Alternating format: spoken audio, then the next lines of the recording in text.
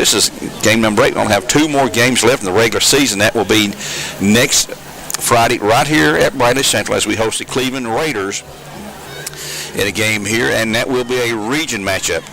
And the Raiders tonight are at Maryville. Bearden tonight is hosting Oak Ridge. We have Bradley, of course, hosting Red Bank here in non-region game. Cleveland's at Maryville. Farragut is at Jefferson County. Hardin Valley is off tonight. And that's what our region looks like. Also tonight, so if you want to tune in and hear this game on ESPN Cleveland 101.3, it's being streamed live on the BCHS Bear Network, and you can pick that up through YouTube. Go to YouTube, search for BCHS Bear Network. Folks, will be a long night. Bear Network. And you can pick up that game free of charge. You'll hear this audio. You can watch the streaming of the students here, Mr. Gwen Schroer's students coming at you there. It's also on the NFHS network, and it's probably on Bradley Facebook, if I'm guessing. It's probably there too. So you can pick it up there. We're also going to simulcast this game tonight for WLNT. Let me make sure I've got that call letter correct. Yes, WLNT 96.1 FM out of Loudon. They call her this week, and they're off this week. The Loudon Redskins are, but they're going to play the Red Bank Lions next week, and they want to get a taste of what they're going to face. So they're going to be watching the video. They'll be listening on the radio, so we welcome those folks to the broadcast here tonight. WLNT FM 96.1. We appreciate the opportunity to do that for those folks. It's just something we can help out with, and I'm sure they'll return the favor somewhere down the road if we need to do that. But tonight's game with the Red Bank Lions, and we're going to get a little bit of history here. I'll tell you what, let's take a break, though, before we do that. We'll talk about some phenomenal history between these two teams when we return here on ESPN Cleveland 101.3 in just 2 minutes, where games are brought to you by Wholesale Supply Group. Play for 2 minutes. Yeah. And I'm going to talk about a few things. The band's coming up. They may have the anthem coming up pretty soon. We'll have to cut away, but we'll take another 2-minute break, and then we'll give the starting lineups after that. But we'll have one more break before that.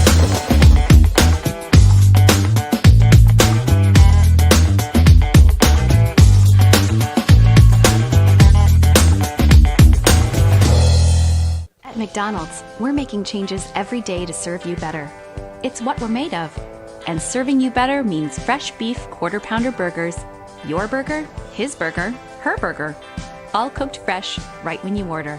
Made from pure North American beef and just a pinch of salt and pepper. Because we think there's nothing better than a fresh beef quarter-pounder burger. At McDonald's, we're making changes every day to serve you better. It's what we're made of. And serving you better means fresh beef quarter-pounder burgers. Your burger, his burger, her burger. All cooked fresh, right when you order. Made from pure North American beef and just a pinch of salt and pepper. Because we think there's nothing better than a fresh beef quarter-pounder burger made for you, right when you order. And that's just one way we're showing you what 30 seconds. Okie doke.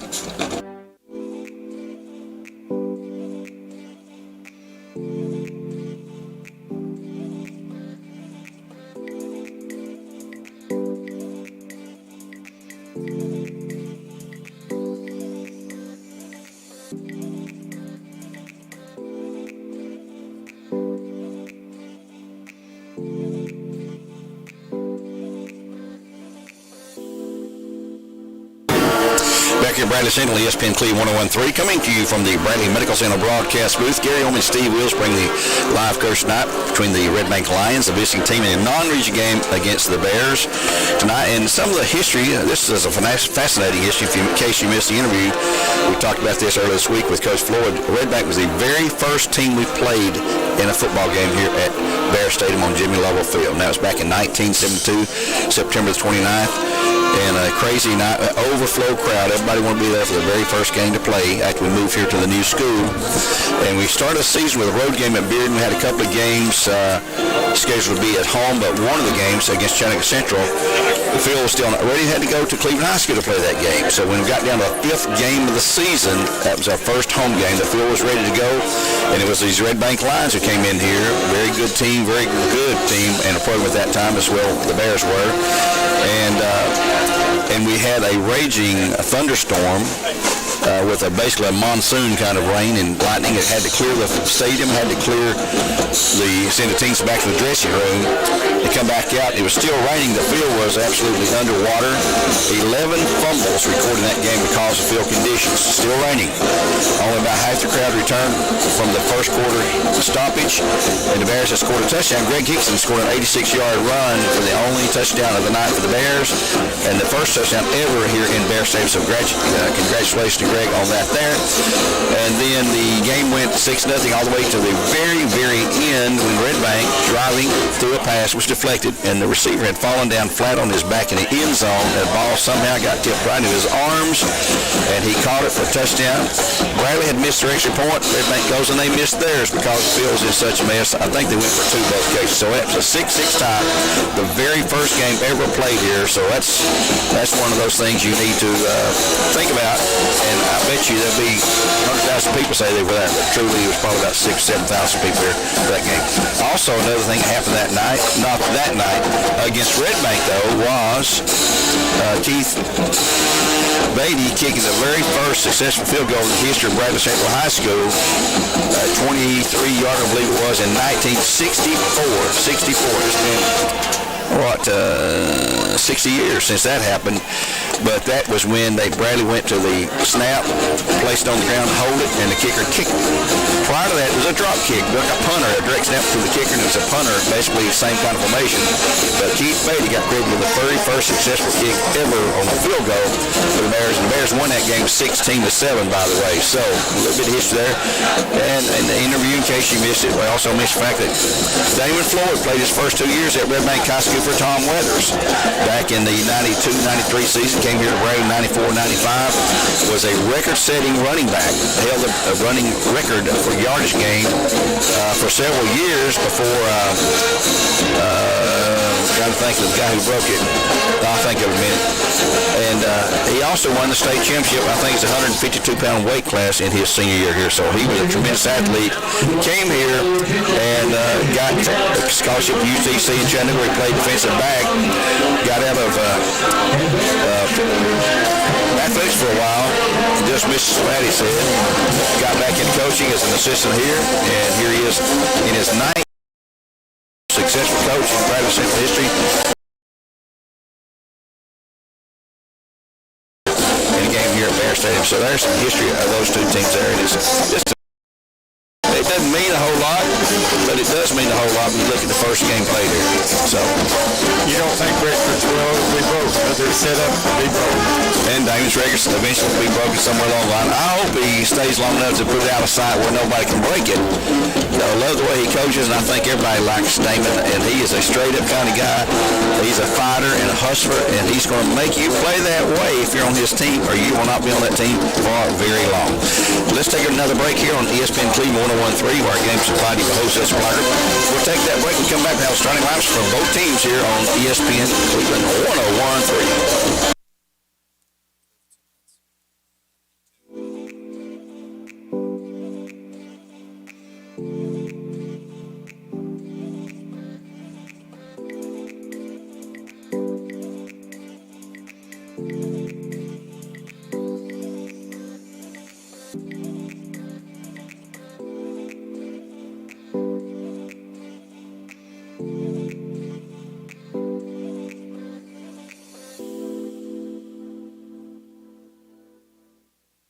Right now you're wondering, what's next?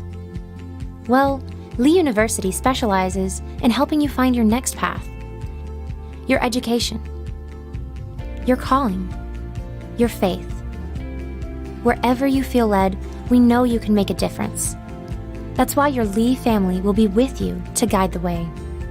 No matter what twists and turns lie ahead, you can expect something great from Lee University. McDonald's is honored to serve our communities. McDonald's would like to give the opportunity to come join their team at one of their 11 locations. McDonald's has 5 locations in Cleveland and locations in Athens, Sweetwater, Madisonville, Etowah, Ocoee, and Ottawa. It's as simple as texting APPLY to 38000 or dropping by one of their 11 locations for an application.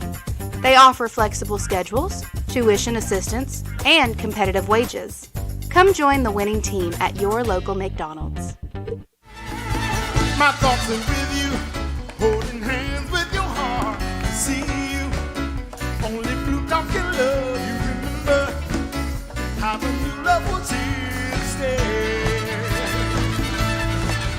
Now December, now the love we shared in September. Only blue dog can love you. Remember the new love we shared today.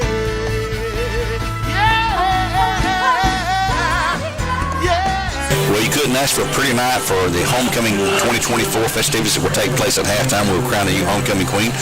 Actually, last year's queen, if she's still living in this area, will crown her down the field. Coach, I still call him Coach Patrick Spangler, will be there, along with some other administrative staff there. Here is your starting line brought to you by Honda Clean. First, let's look at the Red Bank Lions offensive depth chart as it was given to us, and if it's been changed, it's been changed recently here. At wide receiver, they'll have number 3. That's going to be Collier. Let me get you some names here. Drayden Collier. Number 3, a 6'1", 180-pound wide receiver. Across the front line, the offensive tackles would be number 78, which is Cameron Sanders, and he is about 205, not a heavyweight, 205, 6'2", and his opposing is number 55. That's Fowler, Matt Fowler. He's 6'1", 270, so they're not real big in the offensive line. That center's going to be number 58, and that is Cayman Travis. At the guard positions, left guard, number 57, is going to be Cruz Miller, and the right guard is number 70, and that is Asher Bell across the line. In the backfield, they'll start the quarterback, number 15, will be Logan McGinnis. He is a senior, 5'11", 180. We saw him warming up down below us. His backup is a left-hander, that is Lovelace, Caden Lovelace. He's a lefty. At the running back, and this is where you got to be concerned, at number 21, Josiah Featherstone, a senior, 5'9", 175. Again, not a big guy, but he has accounted for 125-yard average per game. Last year he had 12 touchdowns and 1,200 yards gained, and he only played parts of 5 different games, or 5 games he missed parts of the game because of injury, and he was the player of the year for the region, the running back of the region for the year in that group there. So he is the load to bring down. He is fast, he is swift, and Damon said he has a big concern for him. He'll also have a backup, Oliver Merritt, who's number 4. He's a 5'5", a small 5'5", but 190-pound fire plug, 5'5", 190, folks. He wears number 4, and he'll be the backup to Featherstone, so they'll swap him in when Featherstone needs some breather, I suppose. And the wide receiver, another wide receiver, is number 1. That is Caden Lovelace, a sophomore, 5'11", 160, and also number 17 wide receiver is McKibben. I don't have a first name on him, but that is yes, okay, McKibben. And there's your starting lineup for the Red Bank Lions and for the Bears. Unless we've had an injury since early in the week, here's how they look across the front. A left tackle, number 59, Luke Hagee, 6'2", 225, junior. Left guard, number 55, Eli Taylor, maybe Ben Taylor. They swap back. They're twins, 5'11", 220, both of them, both juniors, of course. At center, be Zach Denton on the snaps, number 50, 6 foot, 210-pound sophomore, or it could be Eli Taylor, as they can play both ways there, both positions. At right guard, number 61, Chris Myers, a 5'11", 265-pound junior. At right tackle, number 53, Timmy Gay, 6'2", 250-pound sophomore. As Damon mentioned, every single line will be back next season, so that looks good for those guys. The wide receivers, number 6, Tyree Stovall, 6'7", 180. Playing the Z-back. When we have the Z-back and Y-back in the game, we're running the wing T's. We have the Z-back and Y-back in. It'll be number 2, Ollie Scott, a 5'11", 150-pound senior. Or number 88, Brady Lewis, 6'2", 225. The Y-back was the H-back, tight end time. Brady also runs a fullback for the Bears in that wing T. At the quarterback position, now, of course, the freshman, number 19, Tucker Cook, who replaced his brother, the junior, Tyler Cook, who came in and started as a freshman and was entered 6th place into the regular season. At the tight end, or not the tight end, we'll not have a tight end, but it'll be Brady Lewis at the halfback, fullback position. And at the fullback position with him would be number 8, Landon Scott, a 5'8", 180-pound senior. Some of the other running backs, number 23, Brayshawn Beard, 5'9", 170. a 5'7", 170-pound sophomore, Kenyon Phelps, who's phenomenal the last couple of games as one of the wingbacks. And we'll have A.J. Nash has been there sometimes. He's number 7, 5'11", 165 pounds, freshman. And Jovan DeGrassi, number 35, 5'9", 160-pound freshman as well. So we are extremely young and inexperienced team for the Bears on offense. And that's the introduction there. And I believe we're going to have a presentation on the national anthem. We will step away for just a moment while that's conducted here from Bear Stadium. Back in 2 minutes. Well, no. We'll stay right here first. We're going to have the anthem. On behalf of the BC Nation, we would like to welcome everyone to Bear Stadium. Would everyone please stand for the prayer? Please bow your heads. Thank you, Lord, for bringing us together on this beautiful evening. Lord, you are holy and you are good, and we thank you for loving us and caring for us. We are thankful for the opportunity that we have to participate in this game tonight. We ask that you please protect all of the players, coaches, band, cheerleaders, and fans. Help us all to be good sports and honor you through all that we do tonight. Help us to represent you well on and off the field. May we always remember to give you glory in all that we do. In Jesus' name, we pray. Amen.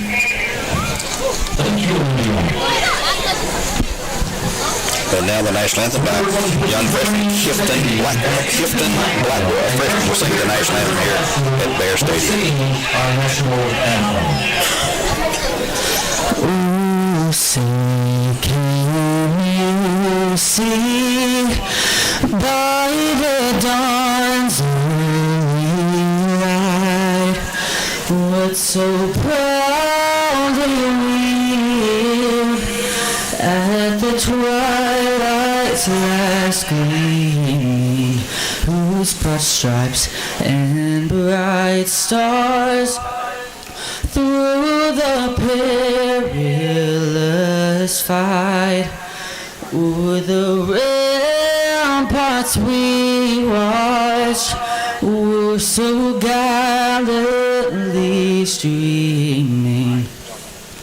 And the rockets red glare, the bombs bursting in air, gave proof through the night that our flag was still there. Oh, say does that star-spangled banner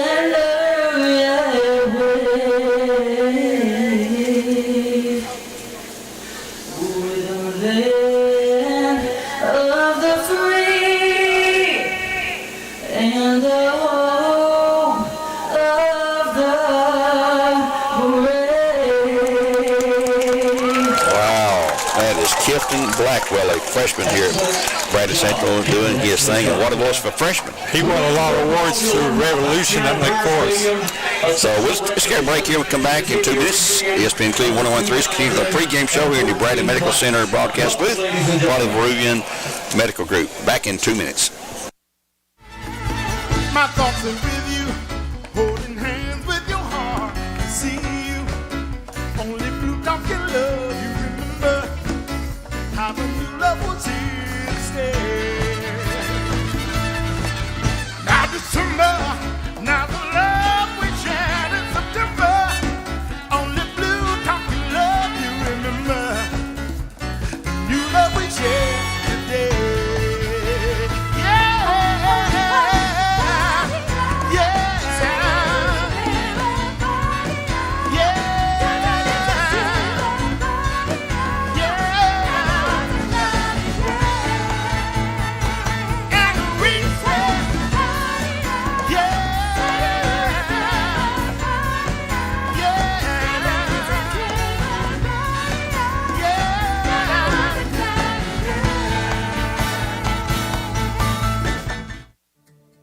CRCC to me is a calling that God placed on my life to really step out in faith on something that I didn't think I could do, and it's been amazing to see how God's worked through it. CRCC stands for Crossroads Community Church, but we're a church that our vision is to be a life-giving church in our community. We do that through helping people know God, find freedom, discover their purpose, and then go make a difference. And so that's what we're doing every week, is helping people discover their jam and go make a difference.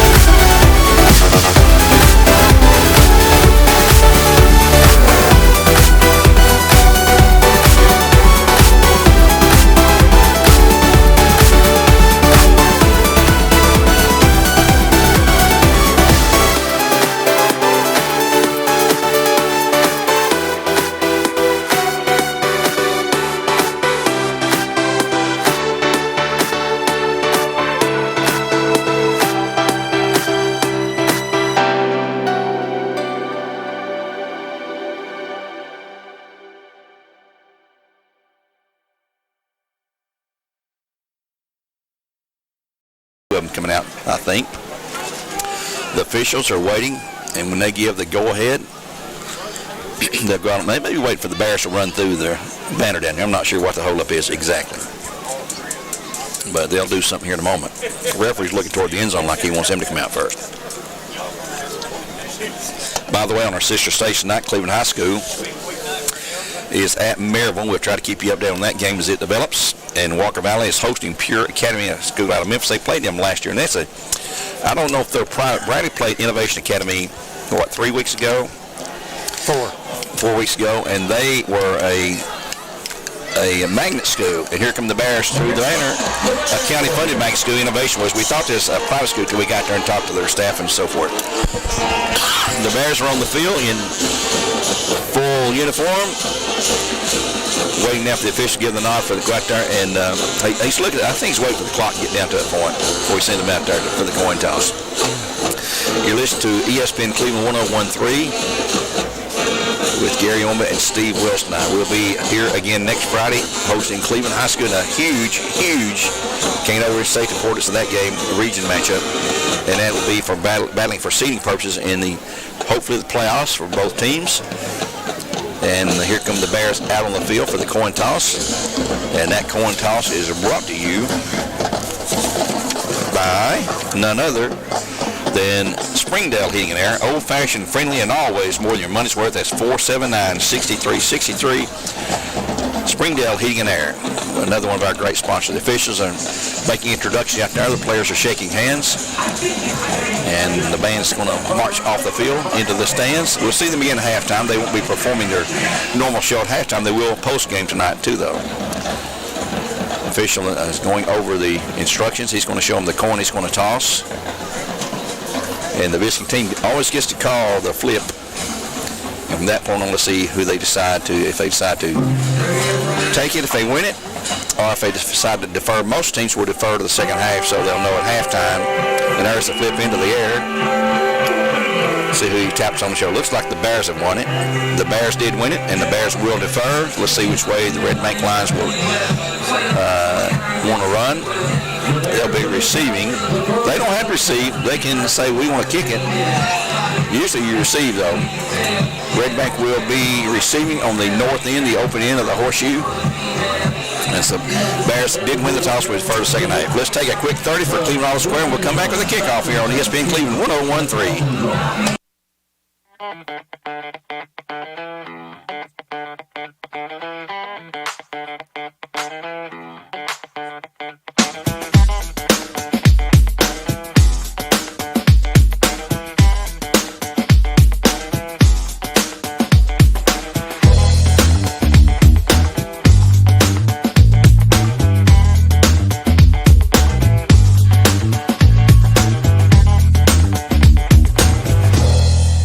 McDonald's.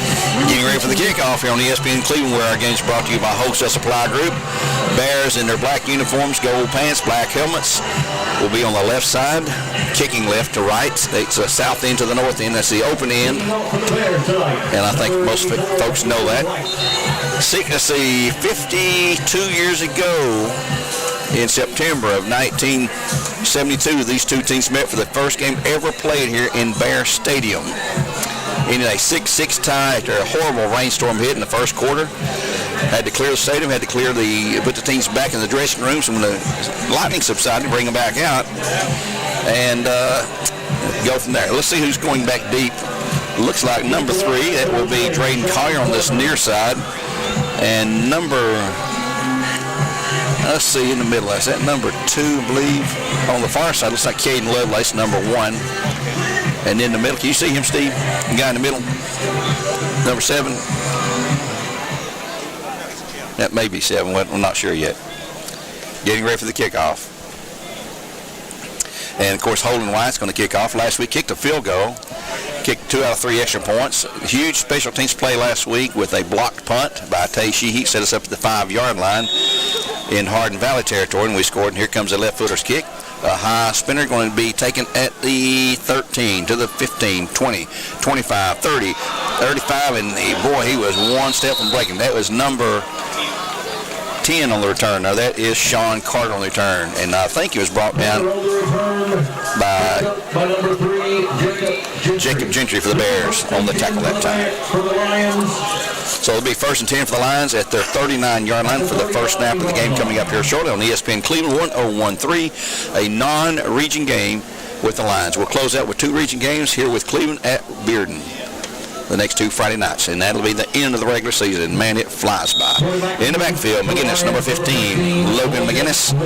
Is that Featherstone behind him, number 21, or is that going to be Merritt? We'll know in a moment when he turns. We can Merritt, I believe. I don't think it's Featherstone. And it will be hit in the backfield. When he breaks free and runs to the right, he's going to have close to a first down. That's number 4. That will be Oliver Merritt. Knocked out of bounds for number 2. And it's Ollie Scott on the tackle for the Bears. Let's see where they mark him out. He's going to be about 3 yards shy to 46-yard line. Second down and 7 coming up. No, second and 3 coming up after a 7-yard gain for number 4. That is Oliver Merritt. He is a junior running back, 5'5", 190. He is solid. Not big and tall, but solid. And he's in the I-back position, or the I formation. Trips to the left side. McGinnis keeps himself. Nope, he'll hand off to Merritt. He's not going to get but maybe a yard if that. Wally Susquith in on the tackle, along with the Bears. Zane McIntosh. Give him 1 yard, third down and 2 coming up. Ball at the 47-yard line in Red Bank territory, the first possession of the night. And Bradley's defense has really been stout all year long and getting better. And it is just such a young team offensively and defensively that now it's beginning to gel and show some opportunities for success. They'll send double stacks to either side. And the backfield is going to be Merritt staying there. Not a formation you see a whole lot of. McGinnis ready for the snap. Takes it. Hands to Merritt.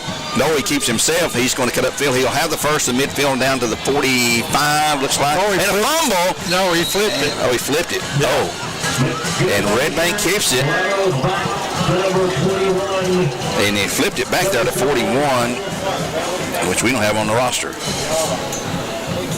Anyway, he'll get the first down to the Bear 40-yard line. T.J. Jones. And T.J. Jones on the tackle for the Bears. That was Featherstone. He flipped that too. Was it? Is he wearing 41? Is he 21 out there? Okay, that was Featherstone then. Yeah, there he is. I see him now. Mayer stays at the I-back position. First and 10, Lions at the just outside the 40-yard line in Bear territory now. McGinnis shifts over Featherstone. He's going down the field. McGinnis rolling back to pass, looking, throwing out, and the flat's going to be complete. And then brought down, that's to Featherstone, number 21, brought down immediately by number 3, of course, is Jacob Gentry. A gain of 5, second and 5. Coming up for the Lions at the Bear 35 now. In the first quarter play, 10:05 to go in the period.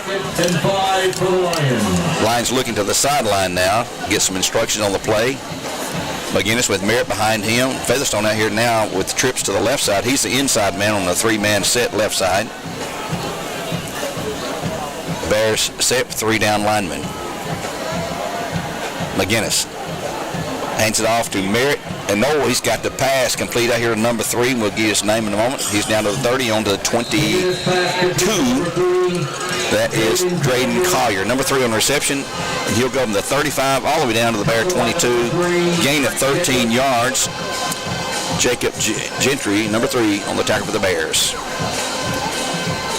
So Red Bank right now is using the passing game. They're averaging better than 125 yards passing, but 250 yards rushing. They are a dual threat offensively. Featherstone comes to the left side. Merritt, nope, he's going to come back to the running back. Merritt goes out, and one of the twins sets to the right side now. McGinnis set. Hands Featherstone, rolling to the right side. He is going to be hit and brought down short of the first down, about the 17, make it the 16-yard line, looks like. A gain of, let's see, 7 maybe? Moving back about the 17-yard line. Let's give him 6, second and 4. A short 5, long 4, we'll call it. Ball at the Bradley Central between the 16 and 17-yard line. Twins right side again. Single man out here left. That's going to be Collier again for the Lions. McGinnis set. Hands to Featherstone into the middle. He's going to have the first down and pushes further down across the 15 to the about the 12. It looks like it'll be. I believe he's got the first down, and I don't believe he did get it. No, he didn't. Just saying it a very short yard to go. Now they're going to say it is a first down. So it is a first down for the Lions. I think that's what, the third of this drive. And at 7:58 to go, they'll have first and 10 at the Bear 12-yard line now. The initial drive of the game. And that's the First Horizon Bank drive. inside the Kia Cleveland red zone. Flipped to the running back, and boy, he got nothing that time. On the end around that time, it's going to be number 24, I believe. Yeah, 24. That's Jacoby Saley, S-A-L-L-E-Y, maybe Sally. No gain. Kenyon Phillips on the tackle. Second down and 10 coming up for the Lions at that point. 7:20 in the first quarter play here. We hope our folks in Loudon, WLNT, are listening. Maybe watching on the Bear Network, BCHS Bear Network. Just go to YouTube for that. On 2nd and 10. 7 minutes to go when this ball is going to be snapped in the first quarter play. They've had the ball the entire time. McGinnis back. Hands to Featherstone. It's fumble, and the Bears have it. It's fumble, and the Bears have it. A mistake, and that's going to be recovered by number 0, Jake Powell for the Bears. That'll stop the drive, and the Bears will take over. No, it's Landon Scott, number 8, not 0, but 8. Landon Scott, a senior running back, a defensive back. Featherstone and McGinnis, it looked like maybe Featherstone wasn't expecting the handoff, and it was just dropped, and right there, all over it was Landon Scott. We had him on the interview this week. That's a good time for him to get recognized. Bears come out in that wing tee with Tyree Stovall, the only wideout. Very, very tight formation. Red Bank with 5 down linemen. They'll rush the line. Handoff will be breaking through there. Oh, man, he nearly got. It's going to be, I believe, Kenyon Phelps. Yeah. Kenyon Phelps, number 23 on the carry for the Bears. He will have a good 6 yards, 2nd and 4. 6-yard gain, 2nd and 4 for the Bears at their 24. He was so close to breaking that because when you defense the wing tee, you usually put your linemen up there very close with your backers right behind the line. And if you can break that line at that point, man, you can go. And he's got some speed to burn. Yes, he does. 2nd and 4. Handoff this time can be Keon. He's got the first. He's to the 30. He's to the 32. And a 1st and 10 for the Bears in Cleveland Ford up to the 32. That's Beard on the carry. Number 23, Brayshawn Beard, 23 on the carry. 1st and 10 for the Bears at their 32 now. Their first possession. We're at 6:10 to go. Boy, that clock runs fast. David said in the pregame interview this would be a shortened game because both teams like to run. Both teams can show they can run. And the Bears with a 1st and 10 at their 32. They break huddle. They huddle up all the time now for JSS.TN. And out of the wing tee, it's going to be, I believe, number 4. That's Kenyon Phelps on the carry. He'll have a couple of yards. Give him 2 to the 34. And he is, well, I thought he was slow to get up. He just waited for somebody to pull him up. 2nd down and 8. In for the Bears will be Brady Lewis, a big fullback, tight end, H-back, wide receiver. Man, and punter. He can do it all, folks. He's a sophomore. He is a great prospect for a lot of things here on his football team. He'll light up the running back position. I'm sure Red Bank has seen him run it, and he's a big, burly guy. And boy, he lays a pancake block, and here's a handoff going to be to Kenyon Phelps, and he'll be across the 35 to the 36, where it's going to be 3rd down for the Bears, and let's call it 7, short 7. But it is 3rd down for the Bears. You need to move the chains, keep the drive alive at 4:55 in the first quarter play here at Bear Stadium. You're listening to ESPN Cleveland 101.3. Cool, great football weather kind of night. Good crowd on the brighter side. Red Bank didn't bring much for crowd because they're on fall break this week. All the Hamilton County schools are. The Bears were there last week for the fall break. Knox County schools were in the fall break as we went to Hardin Valley and found out. Here come the Bears out of that wing tee huddle. Cook with a handoff, and it's a miscommunication. He's going to be sacked for a loss back to the 30. He turned to hand it to someone. There's nobody there. We're lucky he didn't fumble that. Bears will have to punt it away on 4th down, and Brady Lewis will drop back into punt formation. Dropping back deep for the Lions is number 2, I believe that will be, Marquis Crutcher. I believe it's number 2. Yep, he's back about his 35 right now. Brady Lewis, the punt. Brady Lewis, the sophomore, set the punt. Good snap to him. He punts it short, but high kick's going to not be returnable. And it's going to kick back to midfield. The Bears were down right there at the 39-yard line, 49-yard line. And that's going to be down by Maddox Hampton. Let's take a quick 30-second break and return on ESPN Cleveland 101.3 in 1/2 minute. At McDonald's, we're making changes every day to serve you better. It's what we're made of. And serving you better means fresh beef quarter pounder burgers. Your burger, his burger, her burger. All cooked fresh, right when you order. Made from pure North American beef and just a pinch of salt and pepper. Because we think there's nothing better than fresh beef quarter pounder burger, made for you, right when you order. And that's just one way we're showing you what we're made of. Oliver Merritt lined up in the backfield on 1st down and 10. Trips to the right side, including Featherstone, the inside of the 3 players. Single out here wide to the left. McGinnis will hand it to Merritt, and he is hit and stopped behind the line. Man, he was nailed. Let's get the numbers. Number 25, of course, that is Andrew Carroll, and number 8, Landon Scott. Made my interview with him this week, got him fired up. But, man, he is all over the field tonight. Recovered that fumble. And it's going to be 2nd down and 12 after a loss, but number 4 of that is going to be Merritt. They'll send the same formation out. Trips to the right side. And now here to the left side, all alone is Drayden Collier. Featherstone is the inside man on the 3 wideouts to the right side. Merritt in the I-back position. McGinnis back to pass, looking, throw it out in the flat. It's going to be complete. That'll be to Collier, and he'll have the first. He breaks away from the tackle and is down to the 35 and on to the 31 before he's shoved out of bounds by Tay Sheehy. It'll be a 1st and 10 for the Lions at that point. It's at the 30. See where he went out there. 32 and a half looks like.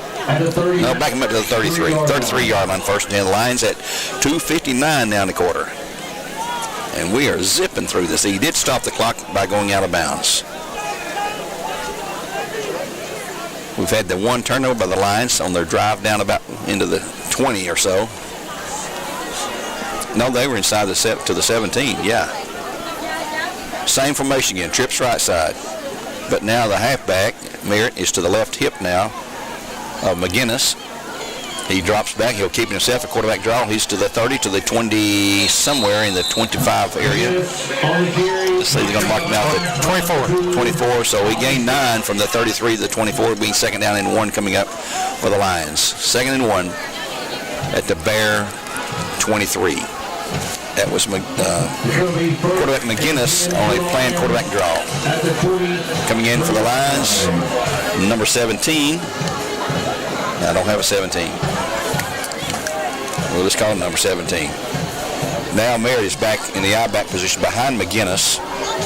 Trips again to the right. Same formation, running same formation every play. Spread offense here. Bradley showing signs of rushing in now. They'll hit the middle. He's got the 1st down. The 2nd down coming up. Down across the 20 to the, let's see where we at, 17-yard line. It's going to be 2nd down. A gain of right at 6. Just give him 6, 2nd and 4. Wallace Susquis on the tackle. Junior for the Bears, number 22. The clock's at 2.5 to go. Red Bank's 2nd possession here. Bears had a couple of 1st downs, but then that punted away. Red Bank fumbled it to the Bears. That's how the Bears got it back. Again, the same formation. McGinnis now maybe changing plays. He goes into a quick squat right before the snap. He's back, passing out in the flat. It's going to be complete. That's some Featherstone, and he's going to be breaking loose for a 1st down and breaks loose again to the 10 to the 5 or so. It's going to be 1st and goal in the Key of Cleveland red zone. Drive zone. So 1st and goal at the 6-yard line. Close to the 5, I guess, or between the 5 and 6. But 1st and goal at that point at 1:54 and the clock running here in the 1st quarter play. Let's see how they stack up here. Featherstone's going to be in a deep tailback position. Now McGinnis is under center. Merritt's the 1st back, and behind him is Featherstone. McGinnis under center this time, 1st time tonight. He'll take the snap, pitch to Featherstone into the backfield. He's going to get a yard or 2 and plunge and push and shove, and he is just shy of the 1st down or touchdown. Going to be 2nd and goal at the 1-yard line. Scott on the tackle, Landon Scott again. 2nd and goal from just outside the 1-yard line. Now they clear the players. We can see where the ball's placed down. 1:08. This quarter's just about over. See if he goes under center again here. Looks like he will. Yes, he will, with Merritt and Featherstone in the backfield. McGinnis in his crouch. Grab an extra chair. And he will hand off to Featherstone, and he will score the touchdown. So Josiah Featherstone at 42.6 seconds. 42.6 takes it in after a 49-yard drive. And it'll be a 6-0 game. The Lions with the point after attempt coming up. Their kicker's number 44, and that is Joseph Thompson, a sophomore. We watched him kicking warm-up. Not exceptional range, but accuracy. So here comes the attempt by Thompson at 42.6. His kick is high, spinning through, and it is good. Time on the field, 42.6 to go. 7-0 Lions over the Bears. We'll be back in 30 seconds with a Red Bank kickoff here on ESPN Cleveland 101.3. Clear for 30.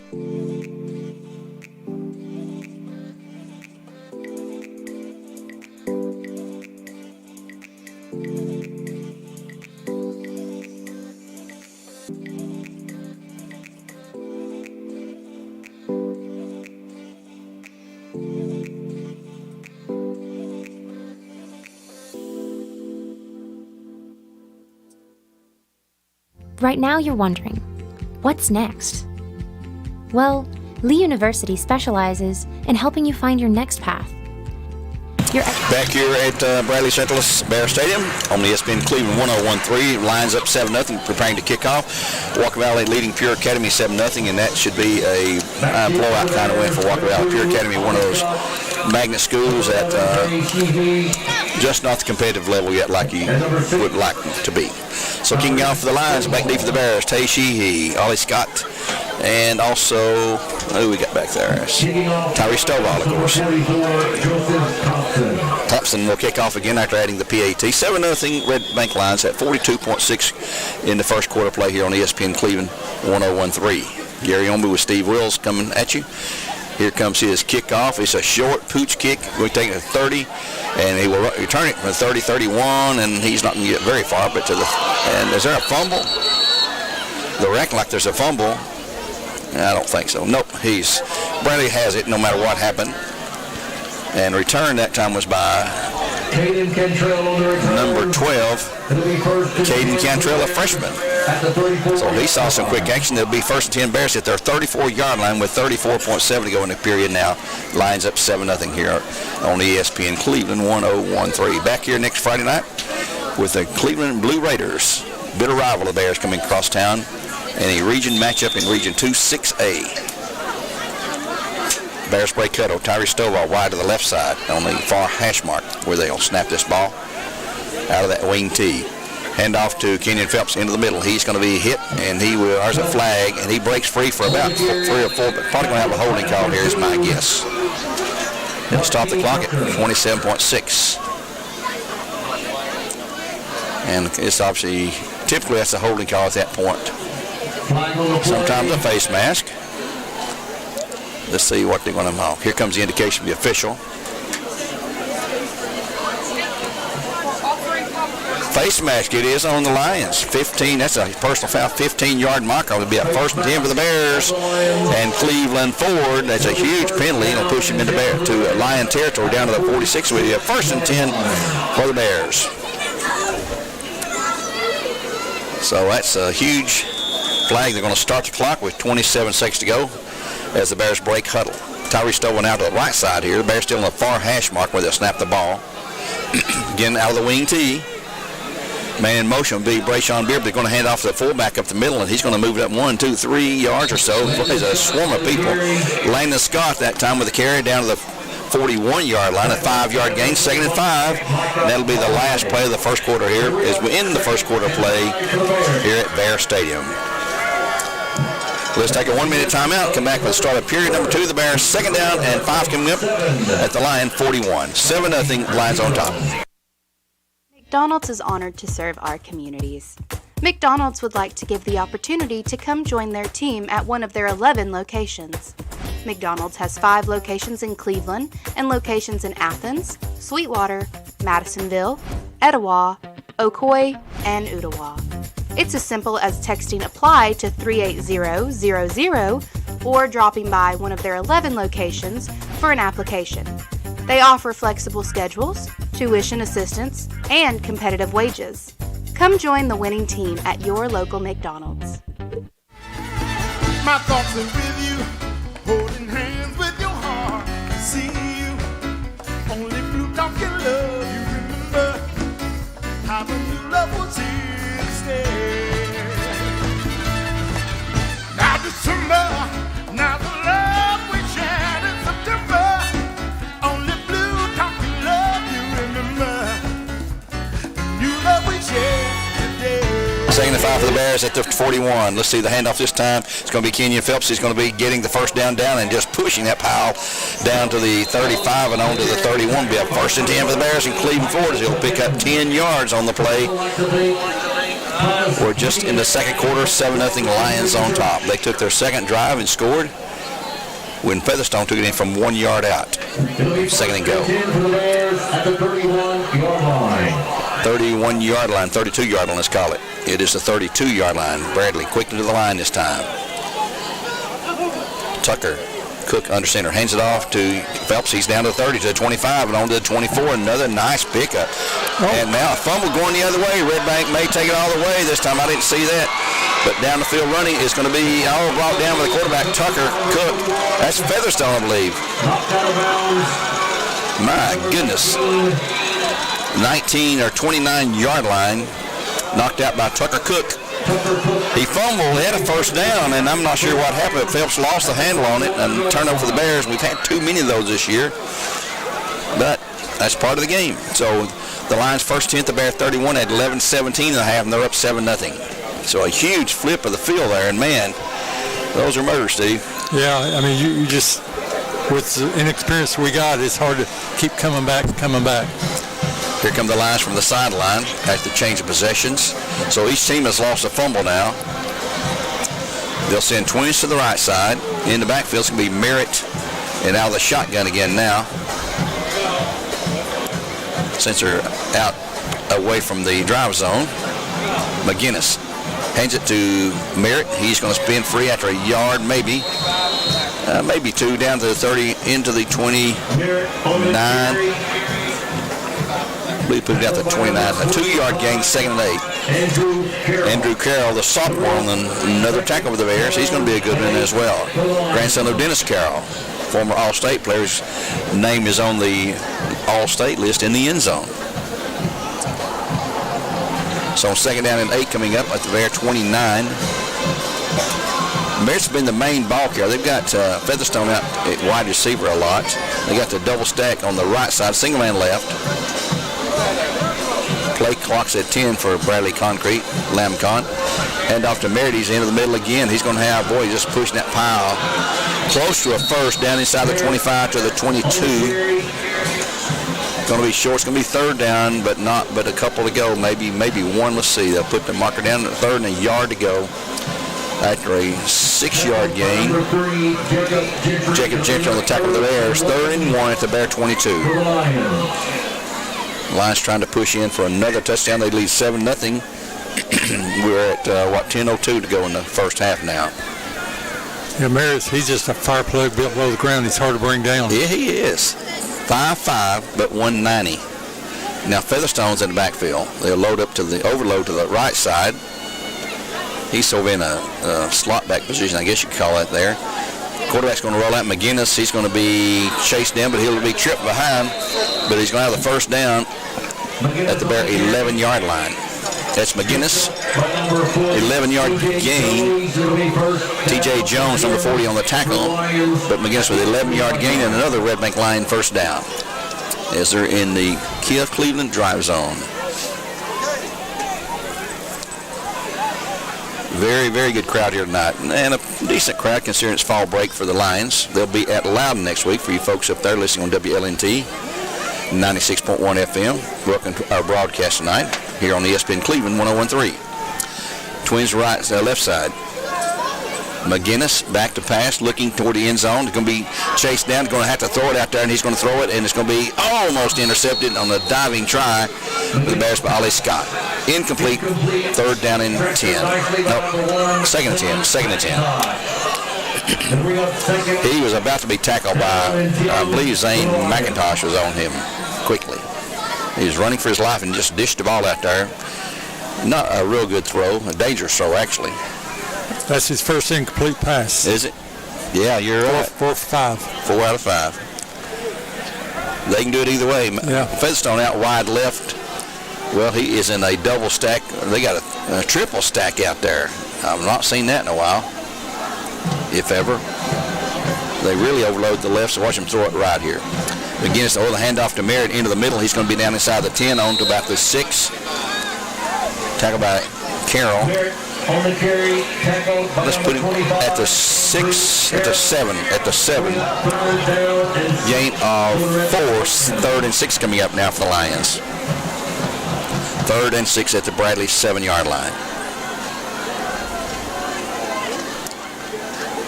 A long time in the huddle this time for Red Bank. Looking to the sideline. Signal play in this time. First time I recall them signal one in. Trips left side. Single man right. In the backfield, it's going to be McGinnis. Behind him, Big Merritt. On 3rd and 7. Bears need to stop him here. McGinnis back, looking across the middle. Incomplete. And a flag near the line of scrimmage, and maybe a holding call. I would decline it and not give him another chance, but Coach Damon Floyd will call make the call here. It's holding on the Lions. They've had one penalty for 15 yards. And Coach Floyd, I think he's going to accept the penalty. Yeah. He had a wide open receiver over on the far side over there. I'm glad he didn't see it because we did. 10-yard mark off back to the Bears 17, so it'll be 3rd down. And about 17 to go, looks like. And 17 for the Lions. Ball back at the Bears 17-yard line. Clock stopped at 8:14 with the incomplete pass, then the penalty. That's what happens a lot of time. You're trying to protect the quarterback, and it's a long time for the pass play to develop, so you end up holding. That's probably the most called penalty in all of football at any level, college, pro, or high school. Double stack both sides for the Lions. McGinnis out of the shotgun. Merritt behind him. Guy back. He drops back to pass again. Under rush, he's going to roll out, and he's going to be under heavy pressure. He'll throw a pass out in the end zone. It's going to be incomplete. Incomplete. Close to being intercepted. Boy, he's thrown into a pile of people, both defensive and offensive. So 4th down to 17 for the Lions. You know Thompson's going to come out and attempt a field goal. Let's see, the line of scrimmage is a 17. Back him up 7 yards to the 24. This will be a 34-yard attempt for Thompson. If they want to kick it. Yeah, number 1. Number 1's going to kick it. No, that's Thompson. Yeah, Caden Lovelace, number 1's going to hold it for Thompson, 44. From the 24-yard, making it a 34-yard attempt. Here's the place down. The kick is long enough, and it is good. Timeout on the field at 7:38 in the half now.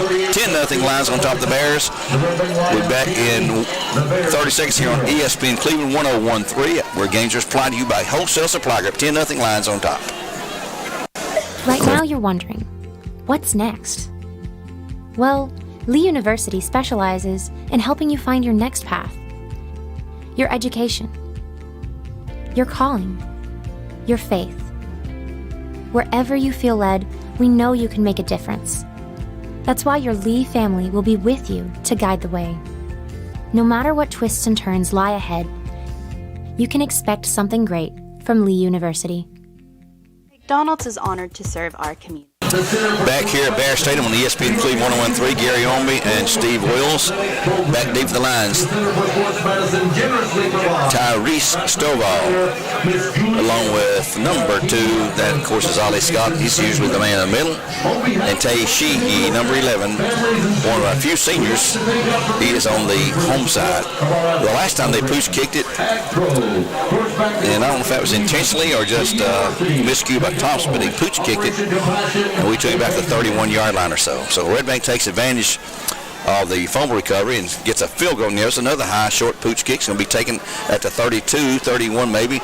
Trying to go right, left, and he's going to get outside it to the, I think 25 back to midfield, and there for the Bears is going to be Tay Lindsay. Tay Lindsay, a young sophomore, returns to the 50-yard line, so special teams play has been extremely good in the last couple of games for the Bears. Tay Lindsay. He is a sophomore for the Bears. First 10 Bears at the 50-yard line, right on the midfield stripe. Tyree Stovall, wide left. To see if the Bears, they've not thrown a pass yet, have they? They've not even attempted one. Out of the wing tee. Now there's a hold up for some reason. Now, here we go. Get the ball set. Hand off this time to Kenyon Phelps, trying to go left side. He'll go 1, 2, 3 yards. They're trying to rip the ball away from him. I see what they're doing now when they're over here. And he'll pick up about 3 yards. Yep, 3 yards. It's going to be second down and 7 to go after a 3-yard gain for number 4, Kenyon Phelps. That was only the Bears' 11th play from scrimmage. Wow. In this game, Red Banks had 24. Cleveland Maryville scoreless after 1.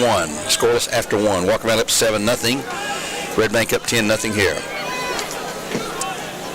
Second and 7 for the Bears. They're at the Red Bank 47. This will be Brady Lewis up the middle. He'll have a yard or so down to the 45. That's got it to 46. Give him 1 yard. 3rd and 6 coming up after 1-yard game. But big number 88, who does a lot of things for the Bears. He's a sophomore, a big sophomore. 6'2", 220. Initially started as a tight end H-back position, but with the shift to the wing T, he's a fullback when he's in the game almost every time. And if he's not carrying the ball, he'll put a pancake block on you. Bear set. This will be Phelps trying to get left side. He's going to be hit, bounce away from one guy to the 45, down to about the 42 or so. He's going to be short by a couple of yards, out of bounds. That's Featherstone, the tackle. It's going to be 4th and 2. And we've got a Red Bank player down. So let's take a quick timeout with the lines up 10-0 at 6:08 in the half. And we'll be back in 1 minute here on ESPN Cleveland 1013. My thoughts are with you, holding hands with your heart. See you, only blue talk can love you. Remember how the new love was here to stay. Now December, now the love we shared in September. Only blue talk can love you. Remember the new love we shared today.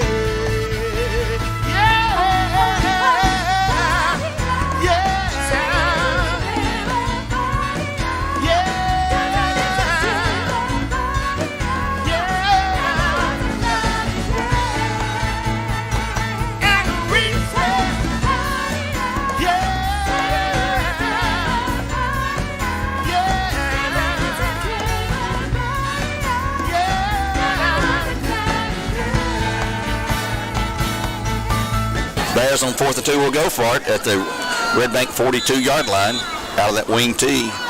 And it'll be Phelps into the middle. He is going to get the first down across the 40 down to the 36-yard line. First and 10 for the Bears. Yes, he'll pick up 6 yards and a Bear first down and a Cleveland Ford first down. So the Bears keep the driver line, move those chains. By the way, the injured player ran off the field, had a cramp, got up on this side and ran all the way across to the visiting side. Just inside the 37-yard line now for the Bears in Red Bank territory. Here goes Brayshawn Beard on the handoff. He's down across the 35 to about the 34. Give him 2 yards. Second down, 8 coming up for the Bears. Brayshawn Beard. Tackle by Michael Hardaway. We're at 5.5 to go. Clock is really running here in this half. Both teams running a lot. Here goes Brady Lewis into the game as Landon Scott will get a breather. They swapped the plays out a lot with the players taking in the play. Tyree Stovall far to the right side all alone. He's the only wideout we've had when we've gone to the wing tee. Brady Lewis at fullback. Kenyon Phelps goes in motion, and they'll hand it. They're going to pass it into the flat, and Brady has it, but boy, they read that play and they're quick to tackle him for a loss. So the Bears' first pass is complete a 2-yard loss. 3rd and 10 coming up. Ball at the 36-yard line. Loss of 2 is a well-called play, but he had no blocker there. And when he didn't have the blocker, he would have rambled if he'd had the blocker. But it was one-on-one and then got the best of it. Clock continues to run at 4.5 to go now. 10-0 Lions over the Bears. Non-region game for the guys from Chattanooga. They'll be at Loudon next week. Hand off. No, another pass coming up for Cook. He's looking, throwing out into the... Oh, intercepted. Right into the arms of number 2. That's Marquis Crutcher on the interception. So another turnover for the Bears. That's 2 tonight. Number 21, Featherstone. No, that's not Featherstone there, Keith. That's number 2.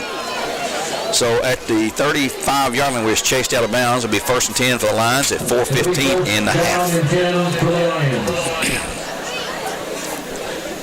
So tough luck on the pass there from Tucker. So the Bears are 2 for 2, but one pass lost 2 yards, and the other pass was intercepted. So they're 1 of 2 to their own teammates, but 2 of 2 if you count the catch by Red Bank. Here come the Lions, trips to the right side. Bears still in the backfield. We've not seen Featherstone in the backfield, but just a play or so. Begins with a snap, back to pass, throws out in the flat. It's going to be complete behind the line up to the 35 and tackled down at the 40 or so. Brought down. The pass was complete to number 1, Caden Lovelace, and he will gain about 6 yards. Yep. 2nd and 4 coming up for the Lions at that point, out of bounds, so we'll stop the clock at 4:06.5. Bears home with Cleveland here next week. Lions on the road, or they're playing Loudon. I'm not sure where that game is going to be played. Red Bank schools are out, or Hamilton County schools are out on fall break this week. And there's a 3-man cluster package over on the left side. Single man out wide right, and they're going to signal a play in now. McGinnis with a handoff and hit in the back and brought down for a loss. Oh, it's Landon Scott again. Boy, he nailed him for a loss back. It was 3rd and... Let's see, going to be 3rd down and 8 now for a loss of about 5, I guess, 3rd and 5. So that helps things there. Clock running at 3:20 to go. 10-0 Lions. Here on ESPN Cleveland 101.3. Tyree Stovall going on as a defensive back. Coming out for the Bears, Tay Sheehy. Because they know they're going to throw it here. Trips left side again. McGinnis set. Merritt the eye back. And he will drop back to pass. Being chased over there, and being chased, and he's going to be hit and brought down behind. A good tackle that time. That's going to be, I believe, again, number 25. That is Andrew Carroll, who's having a breakout game here tonight defensively for the Bears. It's going to be 4th down and 6 to go, almost 7, and the Bears will take a timeout, and we'll take one along for Milligan Baines. Back in 1 minute on ESPN Cleveland 101.3, where games are supplied to you by Wholesale Supply Group. CRCC to me is a calling that God placed on my life to really step out in faith on something that I didn't think I could do, and it's been amazing to see how God's worked through it. CRCC stands for Crossroads Community Church, but we're a church that our vision is to be a life-giving church in our community. We do that through helping people know God, find freedom, discover their purpose, and then go make a difference. And so that's what we're doing every week, is helping people discover their jam and go make a difference. At your Geico local office, we know that time flies.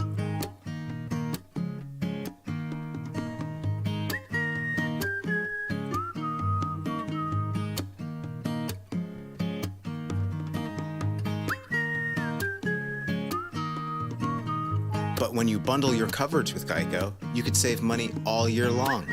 Contact your local agent to get personalized service and even more savings.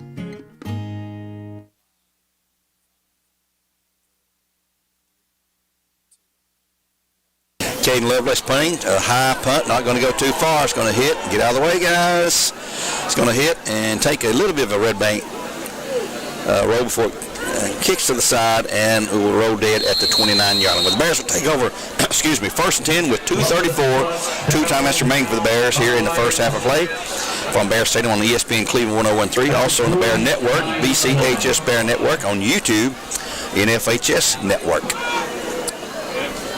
Being carried alive tonight on radio station LNT on 96.1 FM out of Loudon, who will take on these lines next week. Loudon off tonight. They had a free night for the radio. Contacted our station here at Mix 104.1, said, hey, can you guys carry that? Or can we sort of piggyback that game and broadcast as well? So they're picking up our signal for Loudon folks. Out of the wing tee, near hash mark, Kenyon Phelps into the middle. He's going to be to the 30, to the 32, 3, 4, 5. Man, he does not go down easy. He's got 6, 2nd, and 4. And here's one place where the wing tee will eat up some time. Clock running at 2:18. There's plenty of time at their 35, 2nd down and 4 to go after a 6-yard gain by Phelps. He's been a workhorse. And here goes Phelps again to the left side. And he will bounce away. He just keeps bouncing away, and he keeps fighting and kicking. He's going to have a couple of yards. Going to be short. So 3rd and 2 coming up to Bear 38. That's roll under 2 minutes to go. He just keeps his feet moving, looking for those holes to bounce through. If you can do that, and see he's got strong legs, you know. That's what you do. You just keep pumping those legs.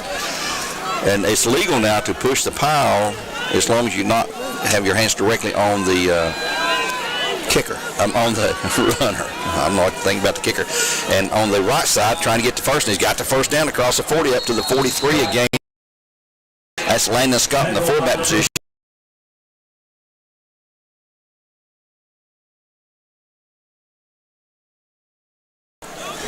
We're at a minute 29. Timeouts in our back. Tyree Stovall at wide out, but not. Field to the 45, to the 40, and just a step away. All the way down to the 39, let's see, the 40-yard line. Keenan Phillips that time with from the 43, a 17-yard gain for the Bears, and a 1st and 10 for the Bears, and Cleveland Ford with 1:13 to go. He went out of bounds. No, he didn't go out of bounds. He did not go out of bounds. Clock running at 1:08. Cook looking to pass, throwing it. Going to throw it up, see if Tyrese can catch it, and he will fight for it, but be incomplete way down inside the 10, 2nd down, 10 coming up. Nice floater. They figured that Tyrese at 6'7" could out-jump 2 defenders, and he could if he had got there, but they had one in front and one in back to knock it away. 2nd and 10 coming up with 58.1 seconds to go.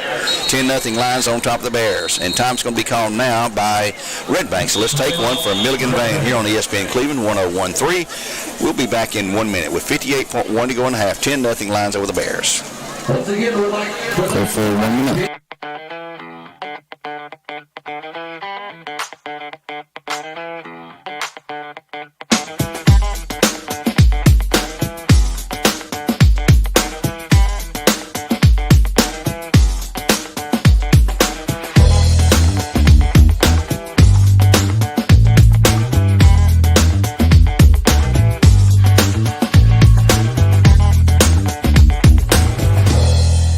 McDonald's, we're making changes every day to serve you better. It's what we're made of. And serving you better means fresh beef quarter-pounder burgers. Your burger, his burger, her burger. All cooked fresh, right when you order. Made from pure North American beef and just a pinch of salt and pepper. Because we think there's nothing better than a fresh beef quarter-pounder burger made for you, right when you order. And that's just one way we're showing you what we're made of.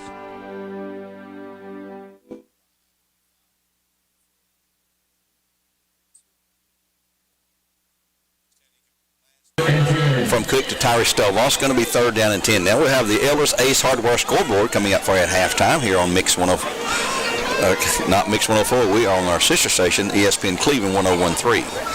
Cleveland trailing Maryville 7-0 on Mix 104 tonight. Walker Valley up 7-0 over Pure Academy on 99-1. 14 Walker. 14-0. And here's a handoff to Phelps going to the left side. He's to the 40 to 35. Spins free down to near the 30-yard line. Boy, he's close to the first down, but it's going to be short. 45 seconds to go, and the clock is continuing to run. Bears still have 2 times out remaining. It's going to be 4th down and 3. They say he was down further back than I thought. So 4th and 3 going for the course. Phelps inside. He's going to be hit and stopped, and they'll take the ball over. So on the 35-yard line, be up 1st and 10 for the Lions with 25.1 to go in the half now, and they lead it 14-0. Excuse me, 10-0. I look down here in the end zone. I see all the young ladies lined up in their vehicles. which are no longer automobiles. On the turf, you cannot have the automobiles. They're in golf carts. So the Bears had to give it up on downs at the 35, and they've got, 2 times that remaining as well as the Bears do. Bears have had 2 turnovers on interception and a fumble.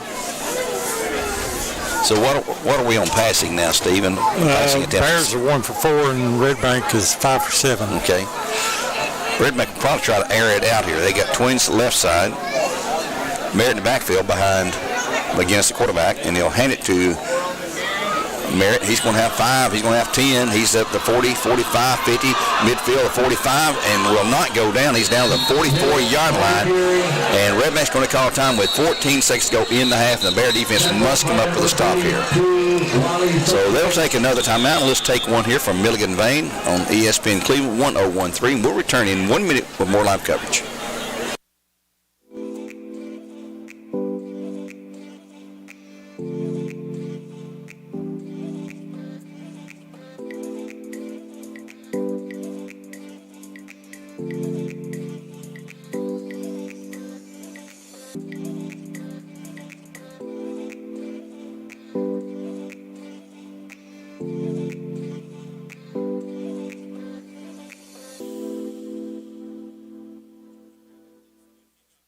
Right now you're wondering, what's next?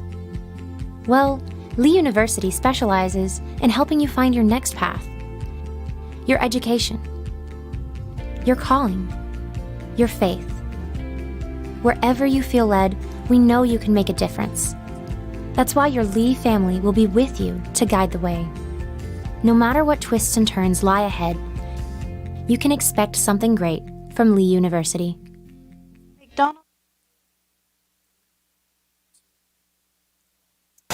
Red Bank set, 1st and 10, handoff. It's going to be Featherstone this time. He's going to be brought down. And there's a face mask, I believe, coming up on the Bears, though, with 6 point. Clock keeps running. It's at 4.4. And I believe I saw a face mask. No, it's holding on the Lions. Well, that'll make him take a knee. He lost yards on the play anyway. Mark off 10 yards back in their territory to the 45, looks like. They'll put it down there to 46. Going to repeat, first down. It's going to be 1st and 20 to go. There's their 3rd penalty for 35 yards. Yeah, they're getting major penalties. 4.4 to go in the half. They lead 10-0.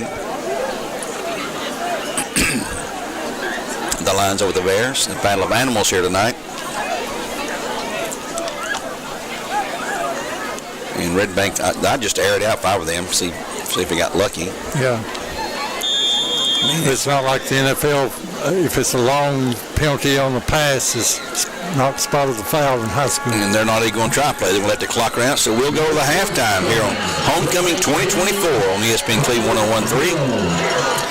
With the Red Bank Lions on top of Bradley Sim, 10-0 at the half. We'll take a 2-minute timeout and come back. We'll begin the homecoming festivities here shortly. Back in 2. My thoughts are with you, holding hands with your heart. See you, only flute off your love. You remember how the new love was here to stay. Now December, now the love we shared in September. Only flute off your love. You remember the new love we shared today.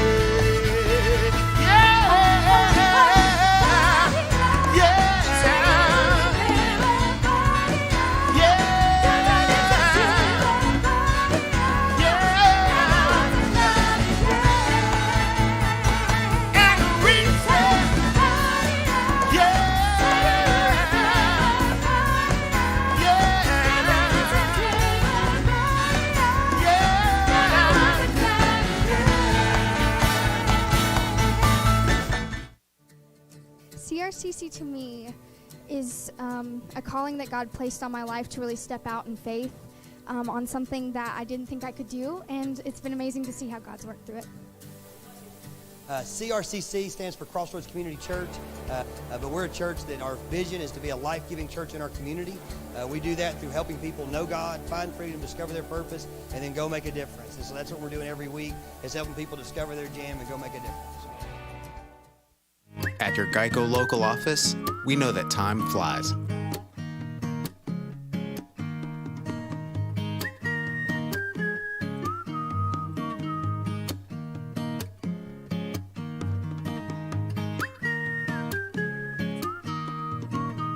But when you bundle your coverage with Geico, you could save money all year long.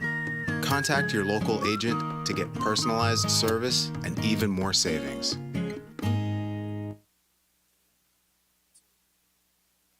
Back here at Bradley Central's Bear Stadium, we're at halftime for your Midland Finance halftime show. 10-0, the Lions lead the Bears as we go to the halftime break. Both teams dealing mistakes. Bradley had 2 turnovers. The Lions had 1. The Lions with a lot of penalties, and especially the last one there in the first half that got them. Right now, the young ladies who are the Queen's Court, freshmen, sophomore, and juniors coming out, and the senior, I think the girls that will be, one of them will be crowned queen, are already down on the field on the far side. They'll introduce the underclassmen first, I believe, is how they'll do this. I'm not sure. We'll see as it develops.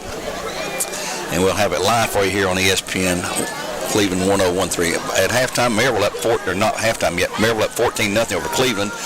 The Lions lead here 10-0, and Walker Valley was up 14-0 in their game there. So shutouts going on at all 3 schools, including the one here at Bear Stadium. See if we can get you some scores coming up here in a moment on our Elvis Ace Hardware scoreboard, and we'll get Steve's stats brought to you. It's Night Air's getting to me now by Waste Connects here. Looking at some scores off interest around the area. Old Region 4, William Blunt over Dobbins Bennett, 7-0 in that game at Dobbins Bennett. Farragut leading Jeff County 10-3. So as a Region 4 right now this year. Farragut 10-3 over Jeff County. Farragut started 0-5. They won the last 2 weeks, so they figured something out. Daniel Boone trailing Sevier County 28-0 in the first quarter play there from Sevier County. Sevier County still unbeaten at 7-0. We have Elizabethton 7-0 over Volunteer. In the second, Region 2, Red Bank. Now, as I said, 10-0 with the Bears here at halftime. Gibbs over Morristown East 10-0. Bearden 7, Oak Ridge 6 in the second quarter at Bearden. 7-6, Bearden over Oak Ridge in the second quarter play there. Powell over Knox Central 14-0. Maryville over Cleveland 14-0. That is nearing halftime. Knox also leads South Doyle 21-7 in the second quarter play there from South Doyle. Heritage over Lenore City 35-0 in the first quarter. That says 35-0. Heritage leading Lenore City in the first quarter play there. So I'm not sure that score is right. Heritage 3-4, Lenore City 5-2. That hard to believe that score there. Meigs County and Polk clashing. That's our mixed TV game tonight. Meigs up 7-0 near the end of the first quarter there over Polk County. We'll get an update on that as the night rolls on. Walker Valley now leads Pure Academy 21-0, 5:10 to go in the second quarter of that game, is in near halftime as well. Everything else is going to be in the Central Time Zone, so we're going to have very few scores reported at this point. But in the private schools, it's Grace Christian leading Knox Webb 14-7. In Knoxville, it's Grace Christian of Knoxville leading Knox Webb 14-7. And that's the only private school score we have there on our Elvis Ace Hardware scoreboard. Let's take another time out here on our Mid-South Finance halftime show. We'll be back in 1 minute with more live coverage on ESPN Cleveland 101.3. Go for 1 minute. I may.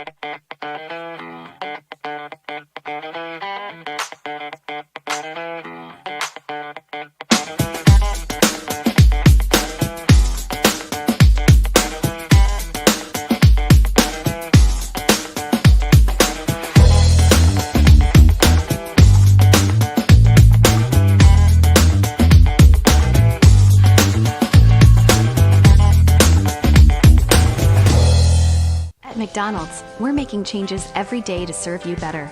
It's what we're made of. And serving you better means fresh beef quarter-pounder burgers. Your burger, his burger, her burger. All cooked fresh, right when you order. Made from pure North American beef and just a pinch of salt and pepper. Because we think there's nothing better than a fresh beef quarter-pounder burger made for you, right when you order.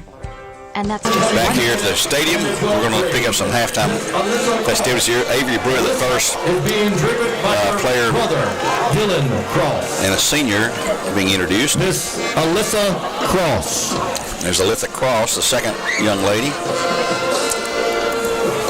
We'll let Mr. Keith Freeman do some PA announcing here, as well as radio announcing. Is our third homecoming candidate from the 12th grade, Miss Lainey Inman. Lainey is being driven by her father, Mr. Wes Inman. Ladies and gentlemen, Miss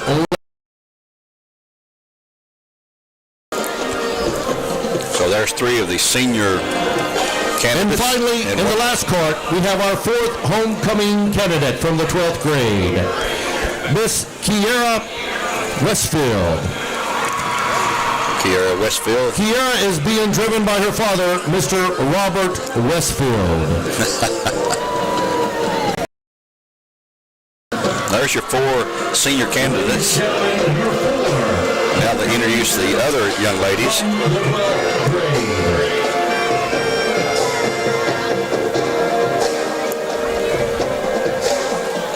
You're listening to ESPN Cleveland 101.3. To the 50-yard line. The first freshman representative is Miss Reagan Wright. Reagan is the daughter of Megan Rice. Henrietta Wright. Reagan is She's a freshman. by Ethan Voorhees. Ethan is the son of Sean and Beth Voorhees. Ladies and gentlemen, Miss Reagan Wright. I think the shoes vote on the homecoming queen. Class representative is Miss Caitlin Neely. Caitlin is the daughter of David and Angela Neely. Let's take another break here. We're not going to pick up much of the audio here. Let's take a break here on ESPN Cleveland 101.3. We'll return in 2 minutes on your Mid-South Finance halftime show. 10-0 at halftime, the Lions over the Bears. Back in 2 minutes.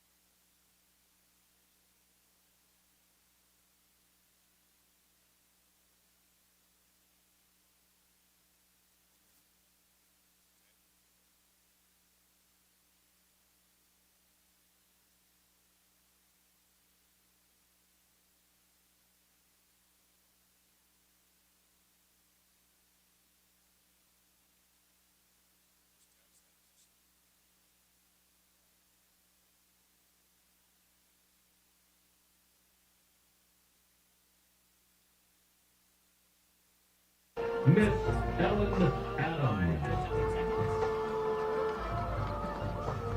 Miss Colby Ann Turner is our second junior representative. Colby Ann is the daughter of Brad and Catherine Turner. Colby Ann is escorted tonight by Austin Walker. Austin is the son of Bart and Julie Walker. Ladies and gentlemen, Miss Colby Ann. Back here at Bear Stadium, ESPN Cleveland 101.3. We're in the middle of the Mid-South Finance halftime show. Right now, homecoming festivities going on. We'll turn the mic back up so we can get Keith Freeman's narration of this. May Brewer is the first representative for the senior class. Avery is the daughter of Chad and Christy Brewer. Pick the queen out of this. Avery is a member of the Fellowship of Christian Athletes and a member of the National Honor Society, Beta Club, Student Council, Link Crew, and Bachelorettes. She is also a member of the back-to-back girls basketball state championship team. Avery enjoys reading her Bible and spending time with family and friends. Her favorite Bradley memory is winning 2 state basketball championships. After graduation, Avery plans to continue her basketball career at Stanford University. She plans to major in biology and to become an orthodontist. Avery is escorted tonight by her grandfather, Mr. Charles Brewer. Ladies and gentlemen, Miss Avery Brewer. You can usually tell by the crowd reaction which one Our second representative for the senior class is Miss Alyssa Jaylene Cross. Alyssa is the daughter of Jeremy and Michelle Cross. Alyssa is a member of the volleyball team, DECA, and Link Crew. She enjoys playing volleyball, the outdoors, and spending time with family and friends. Her favorite Bradley memory is becoming close with the girls on the volleyball team. After graduation, Alyssa plans to attend college to become an interior designer. Alyssa is escorted tonight by her brother, Dylan Cross. Ladies and gentlemen, Miss Alyssa Cross. 2 more to go for the crowning of the Our next representative from the senior class is Miss Lainey Reese Inman. Lainey is the daughter of Wes and Tina Inman. Lainey is a member of the volleyball team, Bachelorettes, Beta Club, Student Council, Link Crew, and Educators Rising.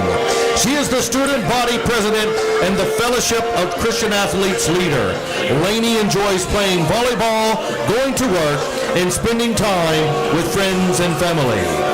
Her favorite memory at Bradley is attending all the sporting events with her best friends, supporting one another. After graduation, Lainey plans to continue her volleyball career at Lincoln Memorial University to study secondary education in mathematics. Ultimately, Lainey hopes to one day come back to teach and coach at Bradley. Lainey is escorted tonight by her father, Wes Inman. Ladies and gentlemen, Miss Lainey Inman.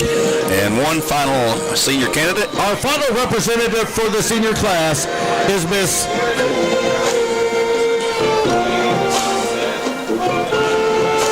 Kiara Lily Westfield. Kiara is the daughter of Robert and Tommy Lynn Westfield.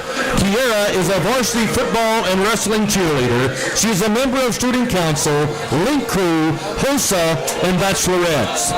Kiara enjoys hanging out with her mom, watching football while Dad yells at the TV, and being with her friends. Her favorite Bradley Central memory is finally getting to experience school with her cousin Lainey and getting so close they have basically become sisters. After graduation, Kiara plans to attend college to become a registered nurse to be able to work in labor and delivery. Kiara is escorted tonight by her father, Robert Westfield. Ladies and gentlemen, Miss Kiara Westfield. Now, Coach, Principal Patrick Spangler will go out with last year's queen. They'll announce the winner of this year's. And I'm now coming to the field is Bradley Central High School Principal, Mr. Patrick Spangler. The flower girl tonight is Emery Hamilton. Emery is the daughter of Christian and Cambria Hamilton. Cambria is a freshman English teacher at Bradley. Emery is in Miss Calfee's second grade class at Oak Grove Elementary. Emery enjoys playing basketball, spending time with her family, crafts, and Legos. When she grows up, she wants to be a teacher, just like her mom. Our crown bearer is Cutter Thompson. Cutter is the son of Tanner and Emily Thompson. Tanner is a math teacher and baseball coach here at Bradley Central. Emily is the nutrition field director for Bradley County Schools.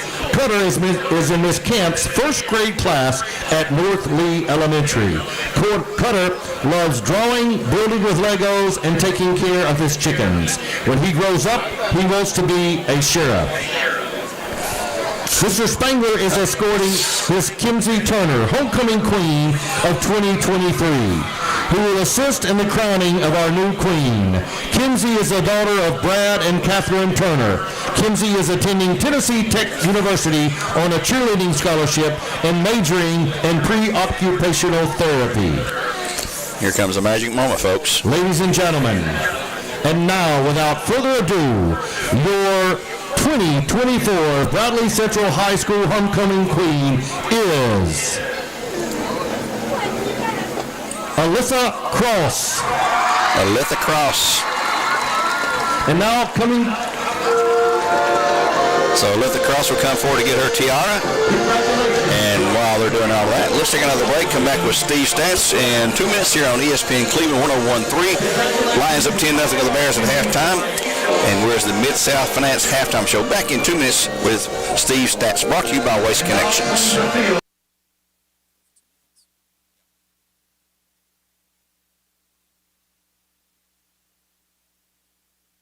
Please join me in giving our queen another round of applause.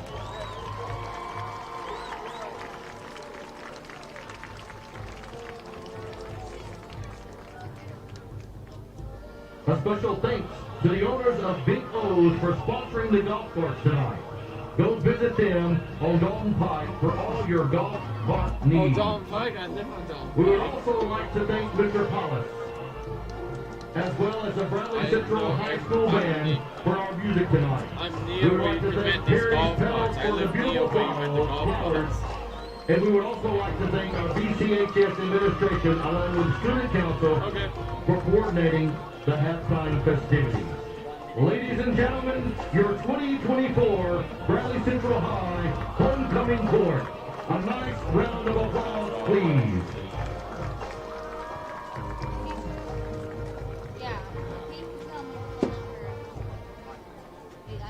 I said just kinda.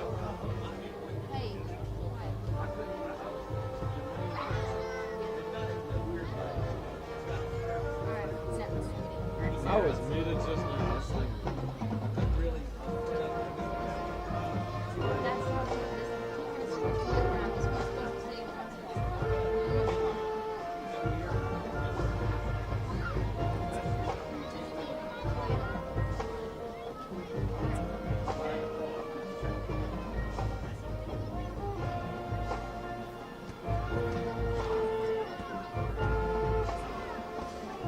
Back here at Bear Stadium, it's 10-0 halftime. The Lions over the Bears as we continue with the Mid-South Finance halftime show on ESPN Cleveland 101.3, where our games are always supplied to you by Wholesale Supply Group, our great friends there.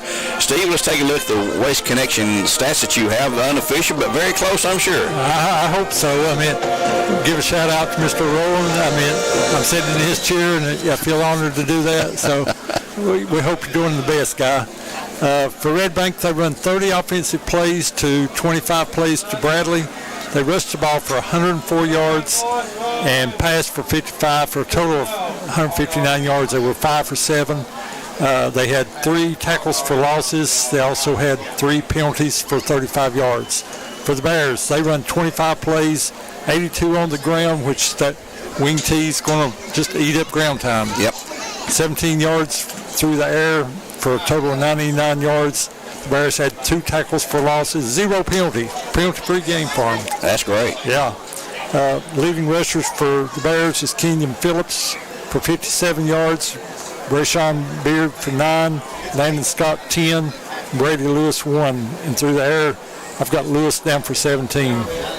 Bears had, 2 turnovers with an interception and a fumble the first half. The Lions with 1 turnover. The festivities are over for the homecoming festivities for homecoming 2024. The Lions coming back to the field. Haven't seen the Bears return yet, but they're going to put probably 3 minutes back on the scoreboard here. Cleveland was up or trailing 14-7 still in the first half. They must have had a 7:30 or later kickoff than. Yeah, I think they kicked off late. Joe texted me we were like the 8-minute mark, and he said finally kicking off, so something must have been going on. Okay, so they're trailing 14-7 that game there at Maryville tonight in a big region game there. Also, Walker Valley up 35-0 in their game with Pure Academy, that being at Walker Valley. The Cleveland game will mix 104.1 with Terry and Greg. And Jacob and Andy have the call for Walker Valley on 99.1. That's WCLE Cleveland 99.1. Here is ESPN Cleveland 101.3. 10-0 Lions at halftime. As the clock comes down to 0, but the Bears are not even back out on the field, so they're going to put at least 3 minutes back on the board after the halftime. Again, Aletha Green, I believe is her name. Aletha is her first name. Green, crowned the homecoming queen for homecoming 2024 here. Next week, looking at what's happening next week, the Bears will be hosting Cleveland That's Friday, October the 25th. Bearden will be at Morristown West in their game. That's a non-region game for them. They've already completed the region except for hosting Bradley. Bradley will be hosting Cleveland, right here as we said a few moments ago. Farragut will be hosting Hardin Valley Academy. And then Maryville will face their old and their big rival, Alcoa, and that will be at Maryville next week. Maryville 7-0, unbeaten, ranked number 3, I believe, this week in the AP Top 10. The region standings have Maryville on top at 7-0, 3-0 in the region. Bearden behind them at 4-3 overall, and 3-1 in the region. So just a game behind Maryville, but that loss was to Maryville, so we'd have a tiebreaker even if Maryville did lose a game. Cleveland 5-2, 1-1 going into tonight's action. Farragut 2-5, 1-2. Brad Central 3-4 and 1-2, tied with Farragut, but Farragut has a tiebreaker since they beat the Bears here a couple of weeks back. And Hardin Valley in the cellar 1-7 and 0-3 in the region. So Hardin Valley really the only one eliminated from playoff possibilities here. So it's Maryville, Bearden, Cleveland, Farragut, Bradley Central, and Hardin Valley top to bottom in the region standings. It's 10-0 here. The Lions on top of the Bears. They did put a couple of minutes back on the scoreboard. Let's take one final 1-minute timeout here on ESPN Cleveland 101.3, and we'll return after these words from our sponsors on the Mid-South Finance Halftime Show. Right now you're wondering, what's next? Well, Lee University specializes in helping you find your next path. Your education, your calling, your faith. Wherever you feel led, we know you can make a difference. That's why your Lee family will be with you to guide the way. No matter what twists and turns lie ahead, you can expect something great from Lee University. McDonald's is honored to serve our communities. McDonald's would like to give the opportunity to come join their team at one of their 11 locations. McDonald's has 5 locations in Cleveland and locations in Athens, Sweetwater, Madisonville, Etowah, Ocoee, and Ottawa. It's as simple as texting APPLY to 38000 or dropping by one of their 11 locations for an application. They offer flexible schedules, tuition assistance, and competitive wages. Come join the winning team at your local McDonald's. My thoughts are with you, holding hands with your heart. See you, only blue dog can love you. Remember how the new love was here to stay. Now December, now the love we shared in September. Only blue dog can love you. Remember the new love we shared today.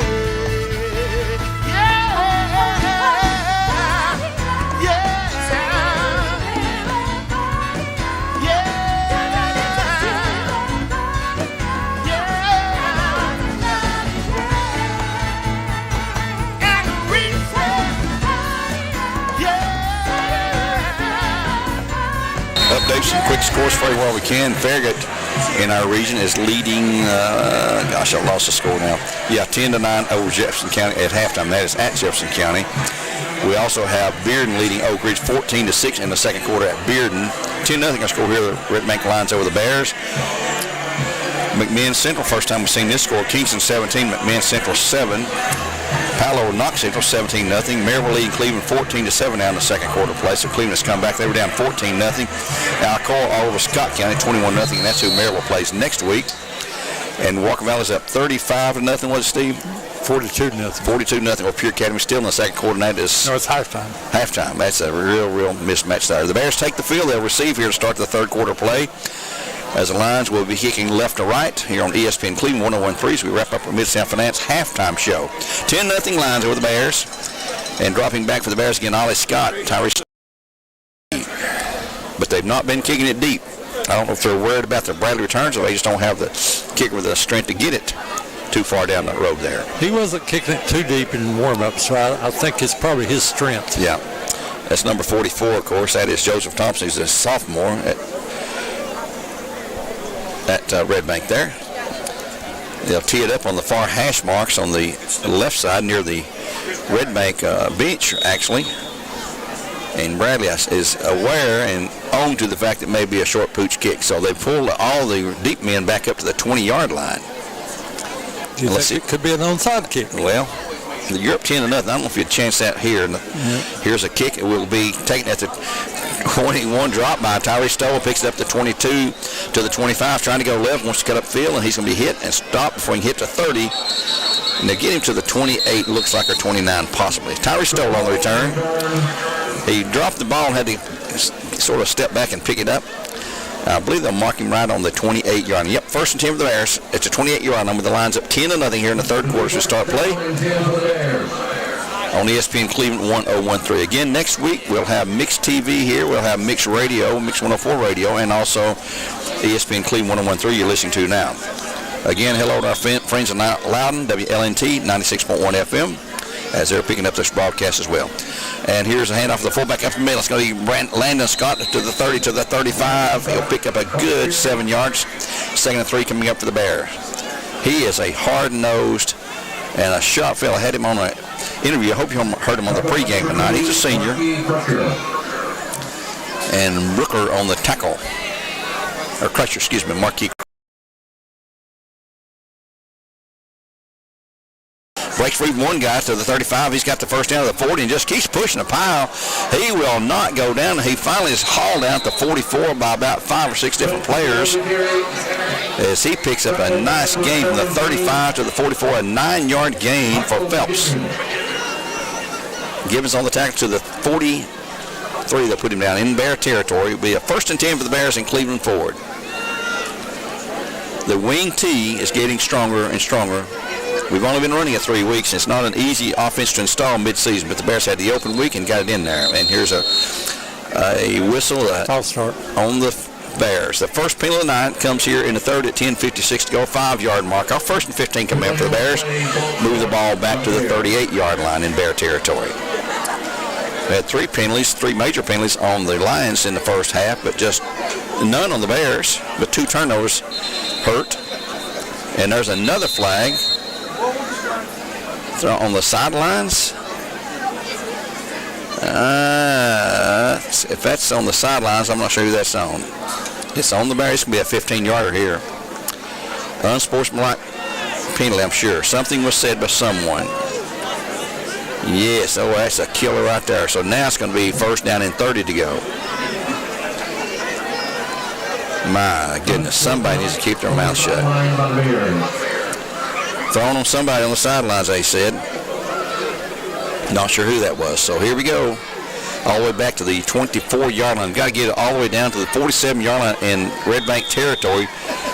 So 1st and 30 at the Bear 23 now. And in the wing T, that's hard to pick up. Hand off to the fullback up the middle. It's going to be Brady Lewis from the 23 to the 20. Looks like the 27, 4-yard gain. Call a 2nd down and 26 to go after the penalty. 2 back-to-back penalties. Man, no penalties the first half. You can't get over the 5-yard penalty, but you add on 15, and it's tough with it's not throwing very well. Stovall, left side wide out. Tight formation with a wing T. Under center, of course. Tucker Cook hands off to Phelps. He'll come across 25 to the 30, 35 to close to breaking it. Oh, one shoestring tackle. To the 40. That'll be a gain of, where were we at? 3rd and 12. It was, so you got 14 yards. Yeah, it was 2nd and 26. So it's 3rd and 12 now. Much more manageable down for the Bears. Clock rolling at 9:48 in the third quarter of play. 10-0 Lions. Hadn't given the score in a while. 10-0 Lions on top of the Bears. Now we get set with the wing T. Wide out is Stovall to the right side. Hand off to Brayshawn Beard trying to cut upfield. He's to the 45-50, and he goes head over heels across midfield. Boys going to be 4th and short now as he goes from the 41 to the 49, 48. Let's see where they're going to put her down at. To the 48 or 49. 4th and 2, so we go from 3rd and 12. So that's a 10-yard gain. 4th and 2 for the Bears. They're going to go for it. 4th and 2 in the wing T here. Ball placed down midway between the 48 and 49 yard line in Red Bank territory. I'd say maybe the fullback. Yep, will be Landon, and he will fight, and he may have it. Boy, I believe the mark's going to get to him. Look at it. Yeah, he's at 47.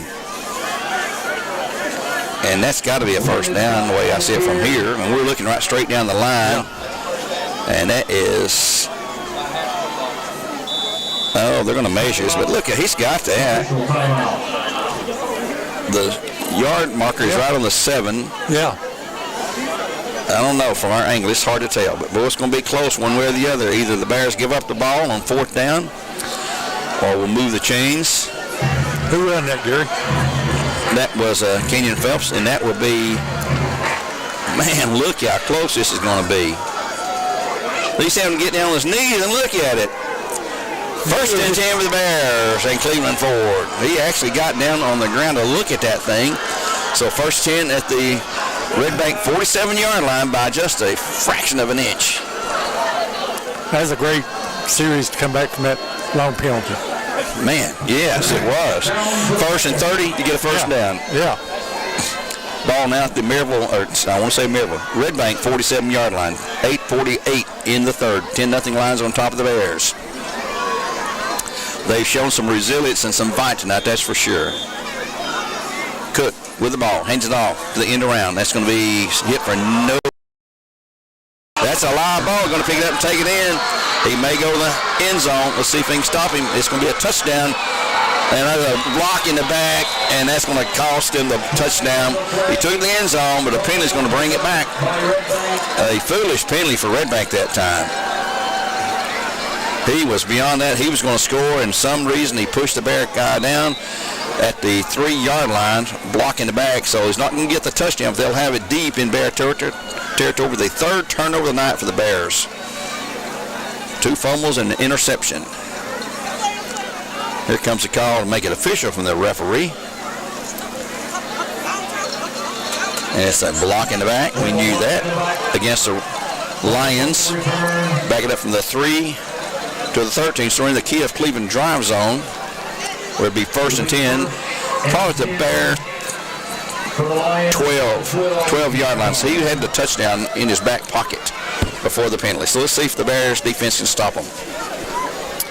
We have put the ball on the ground way too many times. And man, that is we'd overcome a first and 30 to get the first down, then fumble it away almost immediately. Mercy. Here come the Lions. 3 guys out in a little cluster on the left side, single man right. Merritt in the backfield. McGinnis at quarterback hands it to Merritt, hits the middle. He's going to get to the he breaks free. He's going to take it into the end zone. Touchdown Lions. He'll carry it the final 13 yards. He was hit at the 10 and kept fighting and spinning free. A little fire plug, so the Red Bank Lions extend their lead to 16-0 with an extra point coming up. Number 4, Oliver Merritt. He is their second leading rusher, but tonight he has been their leading rusher. Thompson to try the extra point attempt. Here's the snap. Placed down, the kick. It is good. Timeout on the field at 8:23 in the third. 17-0 Lions over the Bears. Back in 1/2 minute for a Red Bank kickoff. CRCC to me is a calling that God placed on my life to really step out in faith on something that I didn't think I could do, and it's been amazing to see how God's worked through it. CRCC stands for Crossroads Community Church, but we're a church that our vision is to be a life-giving church in our community. We do that through helping people know God, find freedom, discover their purpose, and then go make a difference. And so that's what we're doing every week, is helping people discover their jam and go make a difference.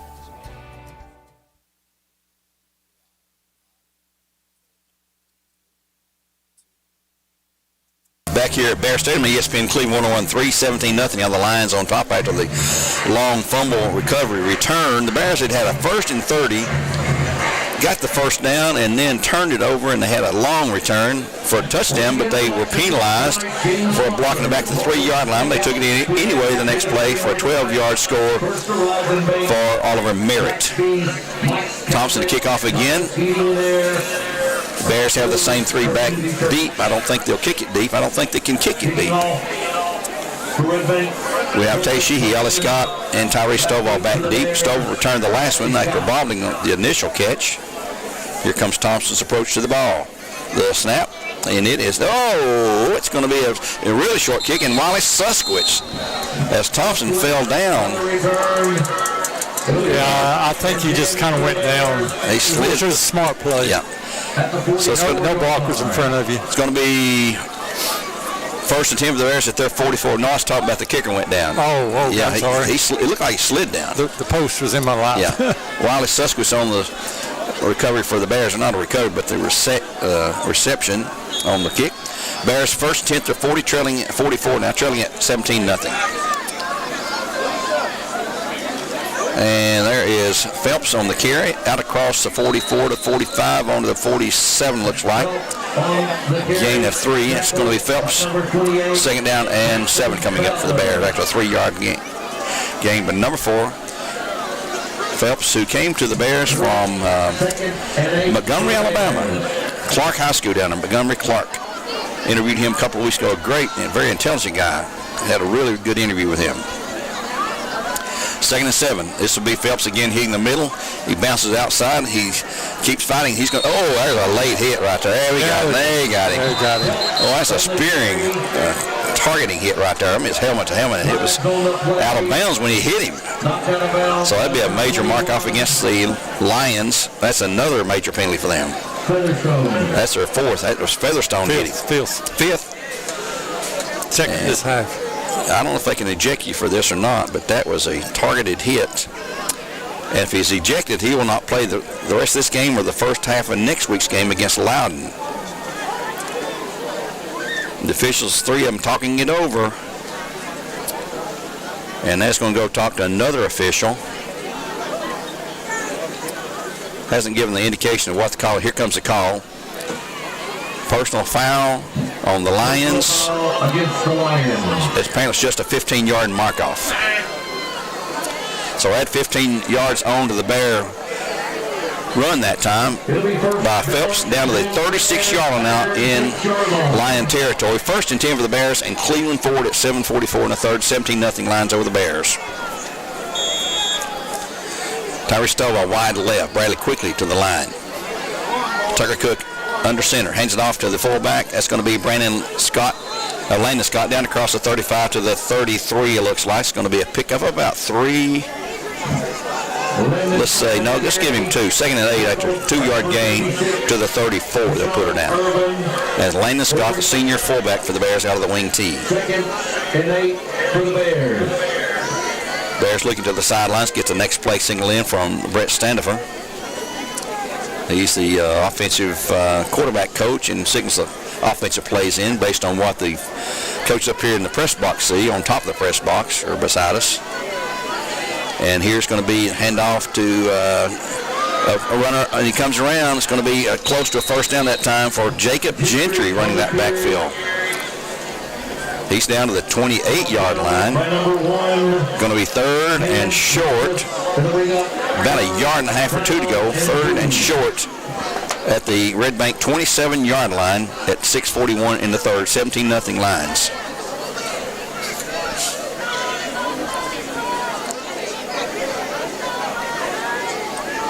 Bear set. Phelps on the right side. Cuts through. He's to the 25. Breaks free the 20. He's to the 15. He's to the 10. He's to the 5. And he's fighting out at the 1-yard line, looks like. A 26-yard gain to the 2-yard line. 25-yard gain to the first and go for the Bears. And Cleveland forward at the 2. What are they going to make it? Make the 3, I guess. After clear everybody out. Yep. 24-yard gain to the 3-yard line. First and go for the Bears at that point. Great run. He just first contact don't get him. No. And then once he got down there, he started looking for the space to go through. Yep. Kenyon Phelps doing his thing again tonight. Boy, he has really taken to this wing tee. We're set to go again. He will go in motion. They'll hand it to him. He'll go into the middle, hit the line, and goes through into the end zone. Touchdown Bears. Kenyon Phelps, the final 3 yards at 6:13 in the third. The Bears get on the scoreboard, making it 17-6 with a PAT attempt coming up. That's a Tennessee Valley Urology touchdown for the Bears. And the extra point coming up for L&B Appliances here. Tennessee Valley 10, valleygarage.com with offices in Cleveland and Athens. Holden White, the left footer. Bears short a man. Here comes big 55 rumbling in there for the Bears. That is Eli Taylor. He and Ben are twins on the Bear team. They're juniors. The snap, the place down, the kick is right, dead solid, perfect. It's good. 6:12 to go in the third. 17-7 the Bears up, back in a half minute for the kickoff. Quarter 30. At your Geico local office, we know that time flies.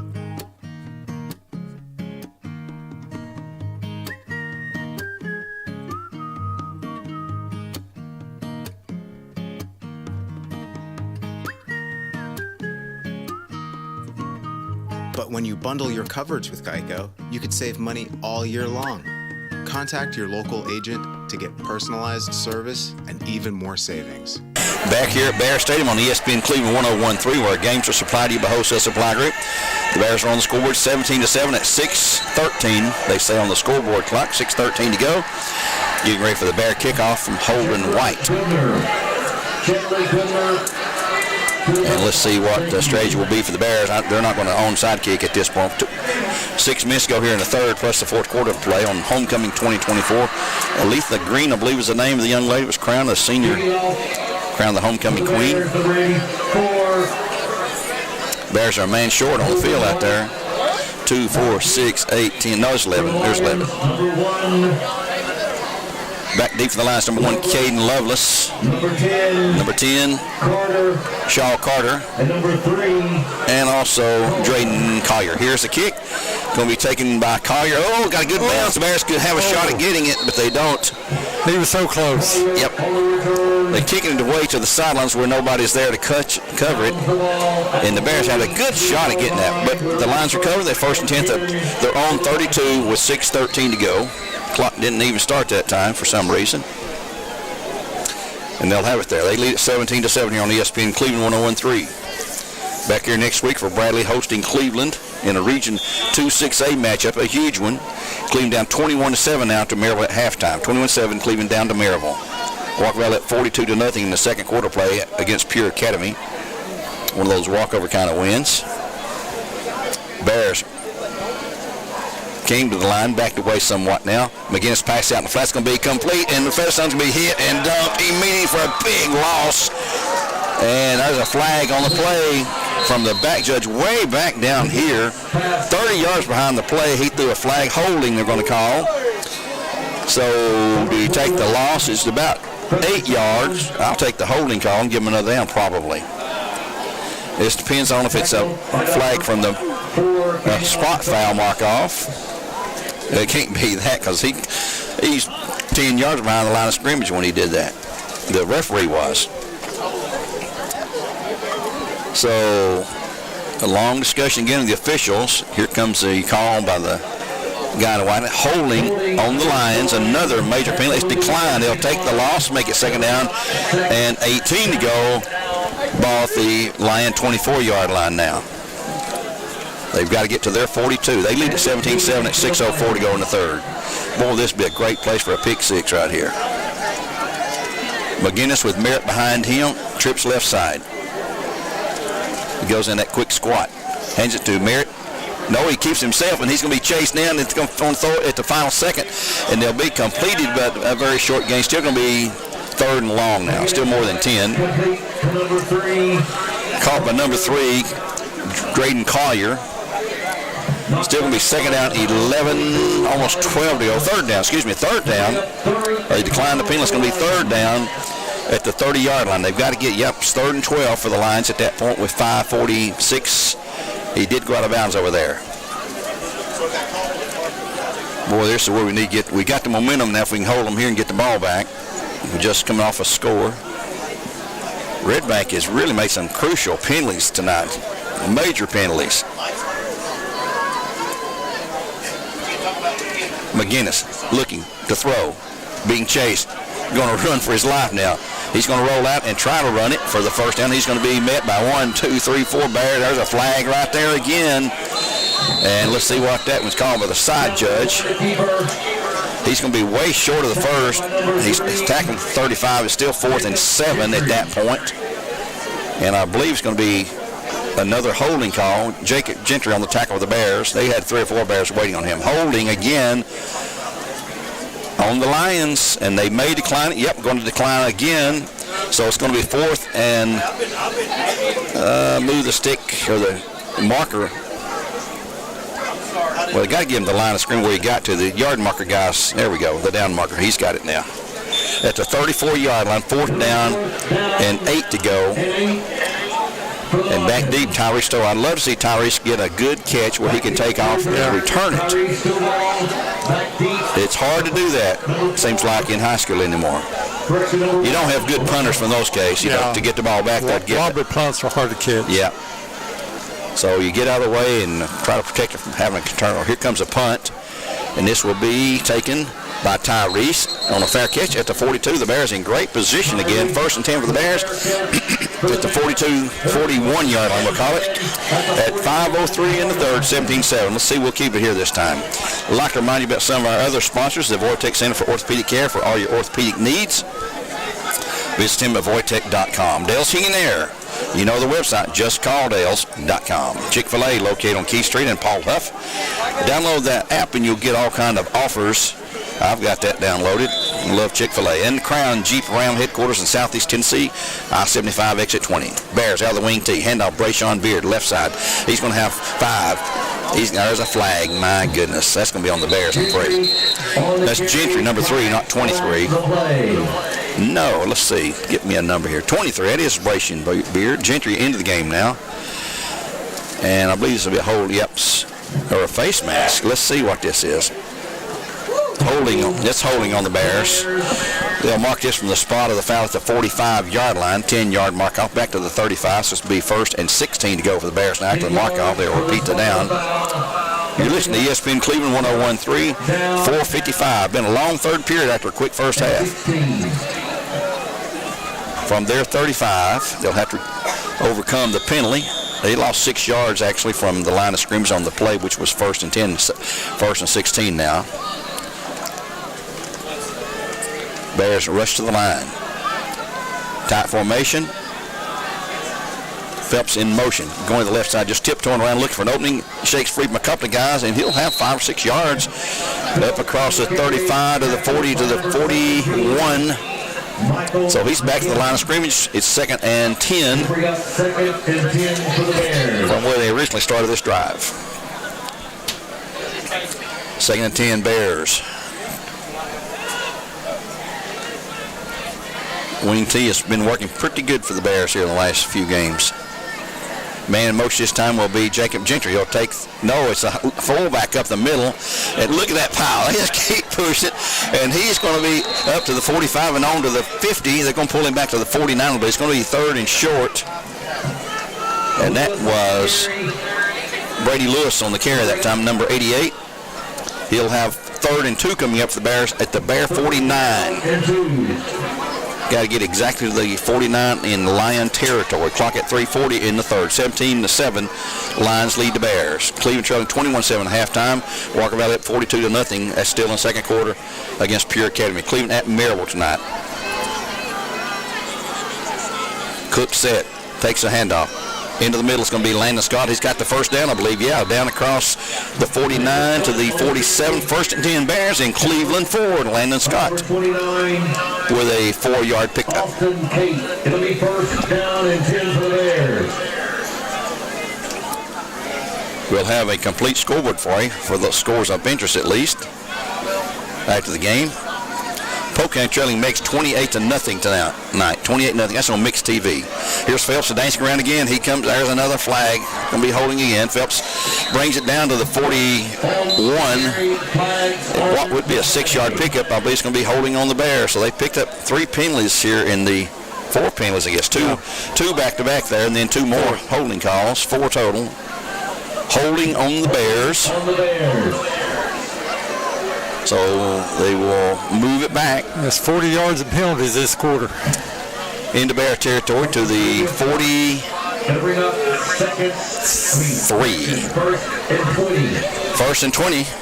And I'm going to lower the window here, Steve. Yeah. See if we can keep a little cool air out of here.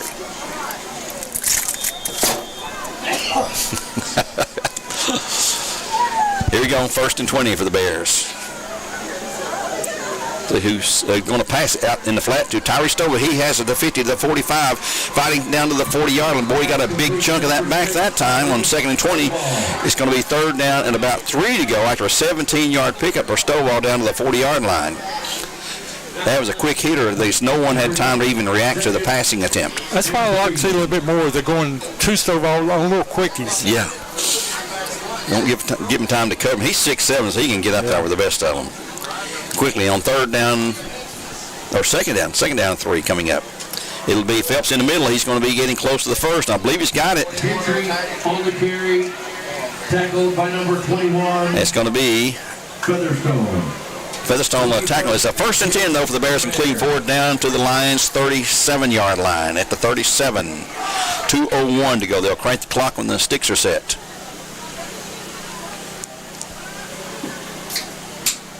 Bears breaking the huddle. Stowell out here to the left. Yeah, I like that play to him, that quick hitter.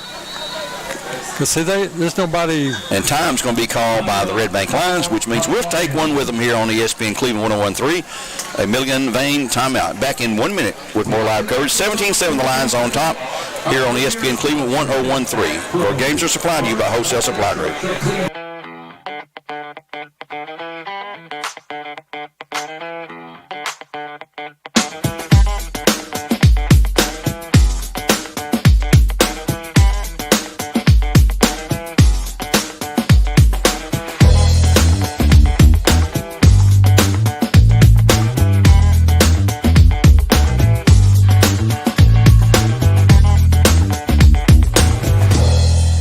McDonald's, we're making changes every day to serve you better. It's what we're made of. And serving you better means fresh beef quarter-pounder burgers. Your burger, his burger, her burger. All cooked fresh, right when you order. Made from pure North American beef and just a pinch of salt and pepper. Because we think there's nothing better than a fresh beef quarter-pounder burger made for you, right when you order. And that's just one way we're showing you what we're made of.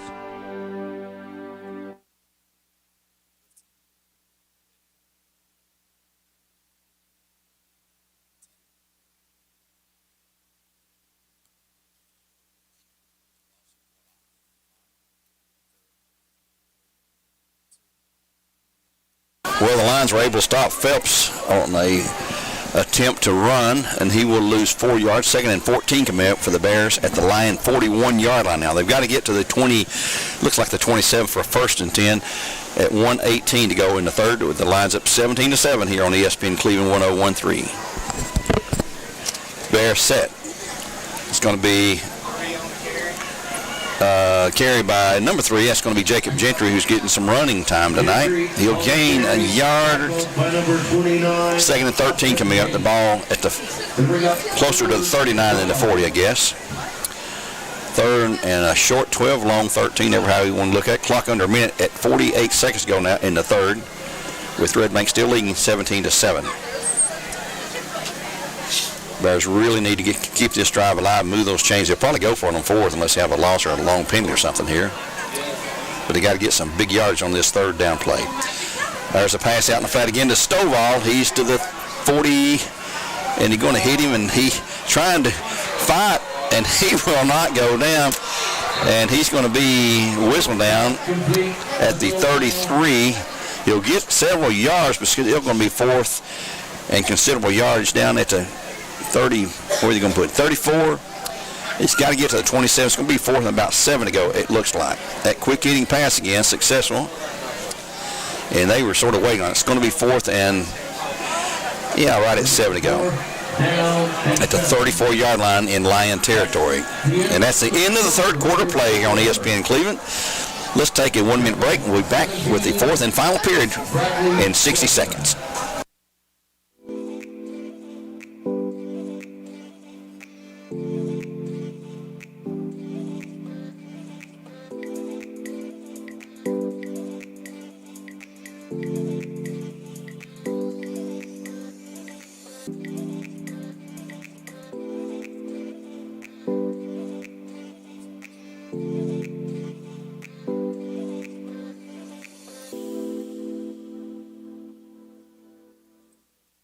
Right now you're wondering, what's next? Well, Lee University specializes in helping you find your next path.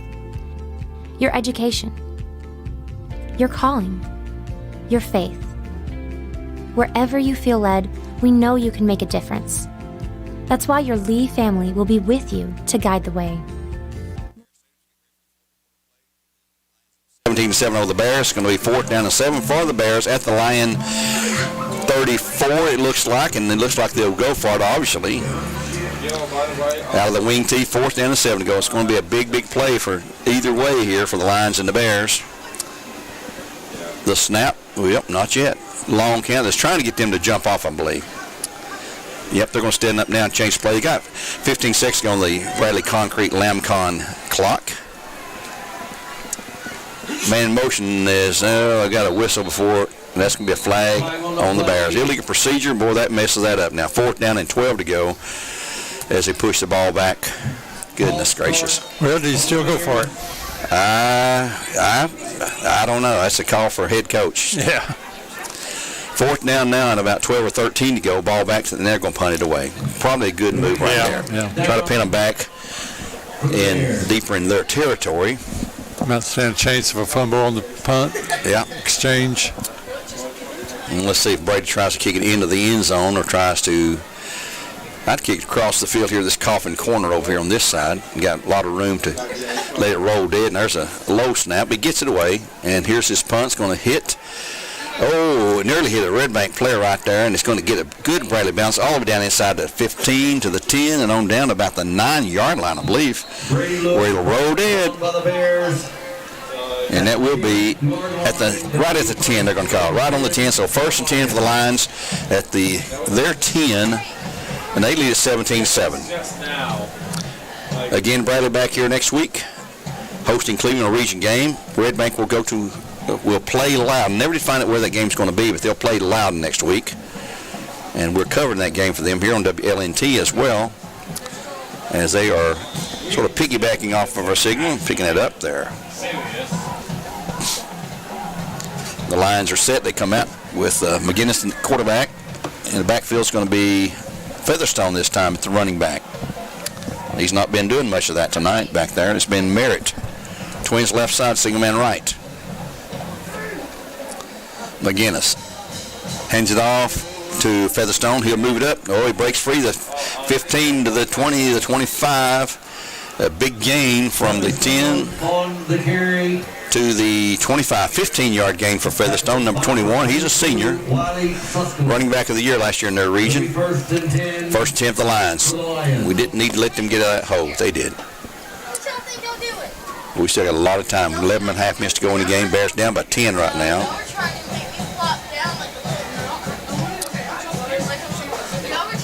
Line set, Twins to the left side. Almost, it's in a double stack, left side. Single man right again. McGinnis with the ball, hangs it off. Featherstone again.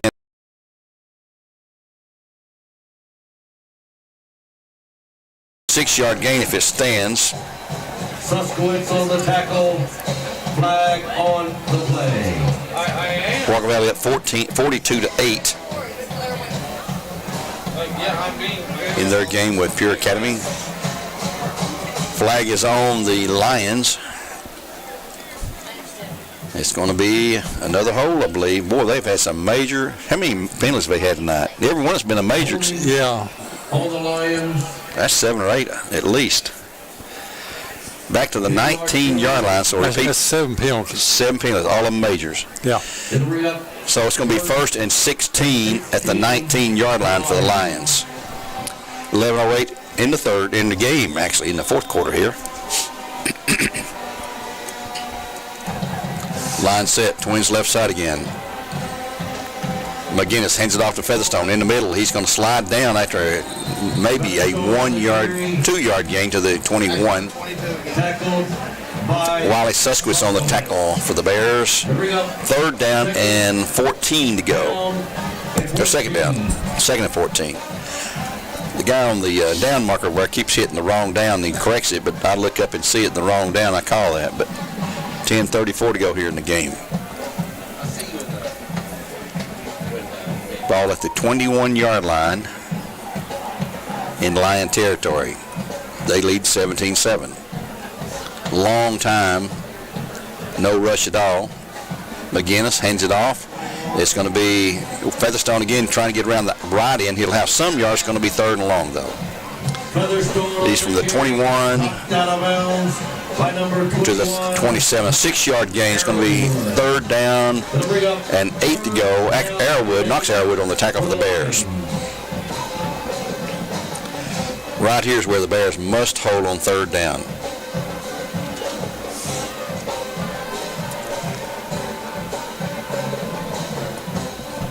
Just got a call from my good friend Wendell. Thank you. Wendell Weathers said that Hickson, Bears are, Loudon is hosting Hickson next week, and then Loudon on Thursday, the Halloween night. So, trick or treat, folks.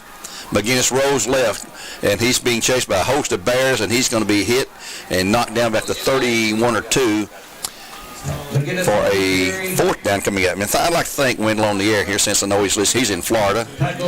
Lucky dog down there listening to this game on our website. Wendell provided lineups and information this week to us, and always helps prepare for the game like that. And Wendell, I appreciate that. You helped me a lot last year, and I hope we can turn a favor to you sometime. So the Lions will have to punt.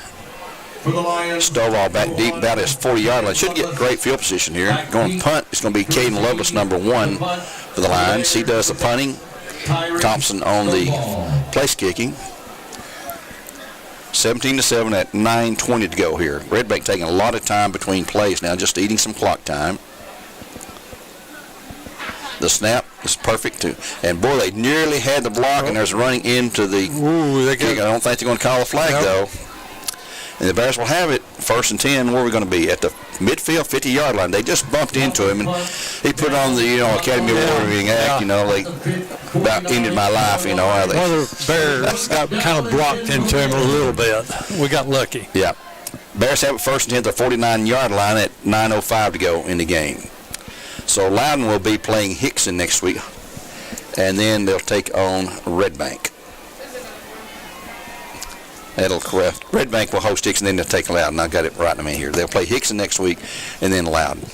Bears come 1st and 10. They're 49. In the middle. Guy. That's Brady Lewis. He's going to have 5, 6, 7, 8 yards down across midfield, the 45 to the 43. 8-yard pickup, 2nd and 2 coming up for the Bears in Lion territory. 2nd and 2 for the Bears. Clock will become a factor. They trail 17-7 to the Lions.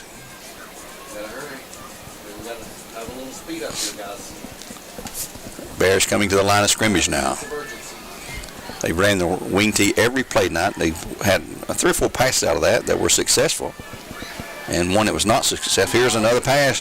It's going to be Brady Lewis with the catch. He's at the 40-35 and on down to the 30-yard line, the 1st and 10, as he ran out of bounds at the 29. 1st and 10 from the 43, a 14-yard pickup for the Bears, and a 1st and 10 for the Bears in Cleveland Ford. At the line 29. The momentum right now is sort of swinging the way of the Bears. They quickly come to the line. They're speeding up. They're breaking out of the huddle now.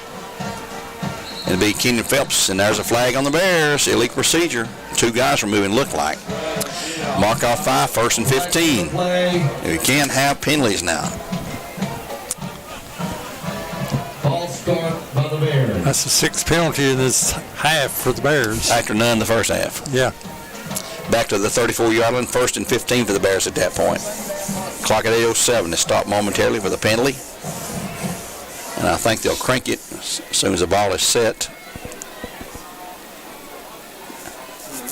Bears break the huddle.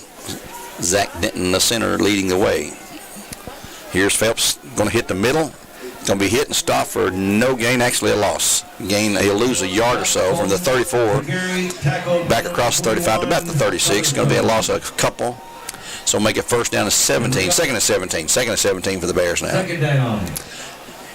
At the line 36. We're under 8 now at 7:43 here in the 4th.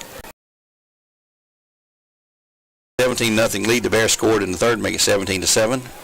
Again, And Bradley's changing plays at the last second before they break the huddle. I think they're going to throw a ball here. Yeah, we're burning too much time here. It's been hurting my hands because I'm really. Here is a handoff to the fullback in the middle, Landon Scott, down to about the 30-yard line.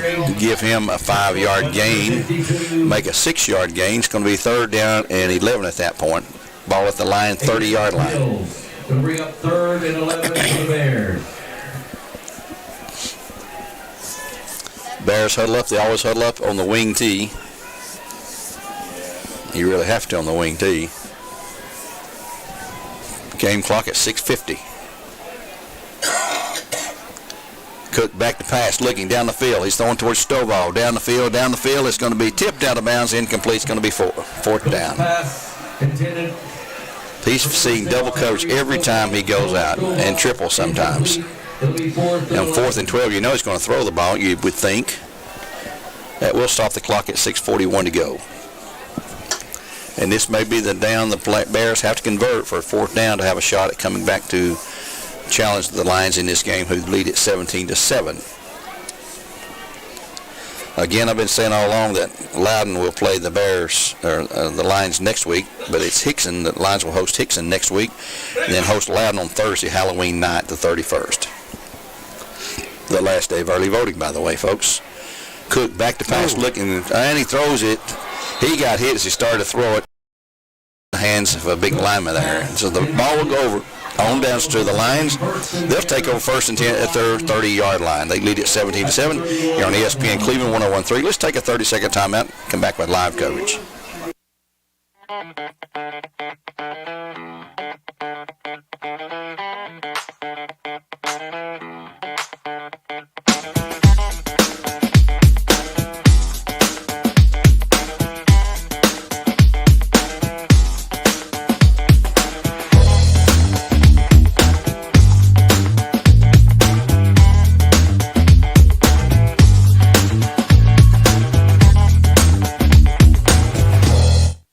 Lions have it with 6:35 in the game, leading 17-7. 1st and 10 their 30-yard line. They'll hand off to Featherstone. He'll go the right side and move forward about 4, maybe 5. Let's give him credit to the 34.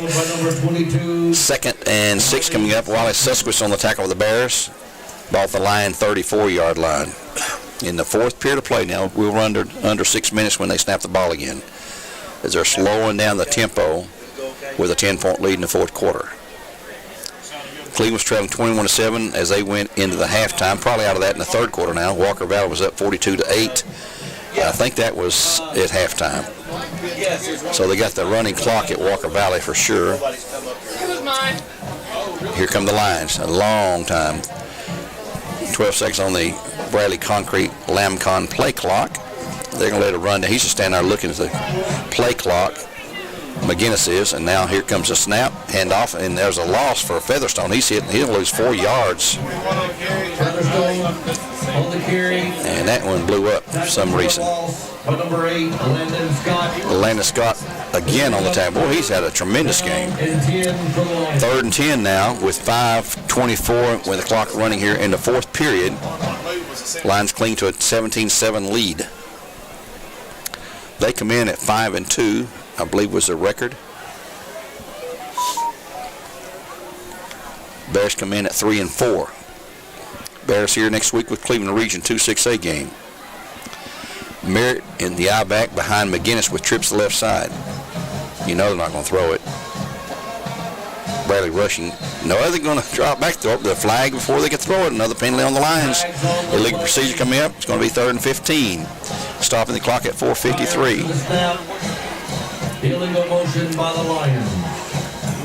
I'm not sure if this is a typical Red Bank game with all the penalties they've had, but that's got to be driving their coach nuts over there. That's 40 yards penalties on them this half. Ted Gatewood, their head coach, a veteran coach, old school kind of coach.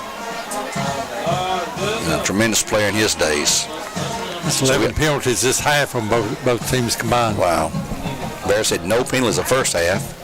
So it's 3rd and 15 from the 25-yard line. They're letting that play clock run down. And the game clock, it's at 4:34, ticking away. Triple man line up over here on the left side in a cluster. I have to find what they call that set there. McGinnis back, throwing across middle, incomplete as it bounces on the ground. No, it's incomplete. 4th down and 16 coming up, and they'll punt it away. Down and 15 for the Lions. Here comes the punt team at 4:21. Incompletion stopped the clock. That's good for the Bears there, who trail 17-7. Stovall back at his 45-yard line. They're going to get good field position. Now, Bradley has really controlled the field position here the second half in a big way. Redrick's been on their end of the field almost the entire half. Bears have picked up a score. To punt. Tyrese Stovall back to receive. Here we're set for the punt now. Bears dropping back like they might set up a return here. The snap finally comes to Lovelace, and here's his kick. It'll be Stovall at the 45 to the midfield, and he's ran out of bounds about the 40, and there's a 15-yarder on somebody. It's going to be Stovall. He put his hand up under his face mask, pushed his helmet off. Penalty on the play. Well, that is unfortunate penalty, if that's what it's going to be. It looks like it will be. At midfield, they'll mark a penalty off from there. Official talking it over. And let's see what the call is going to be as he steps forward. Comes a mark off against the Bears.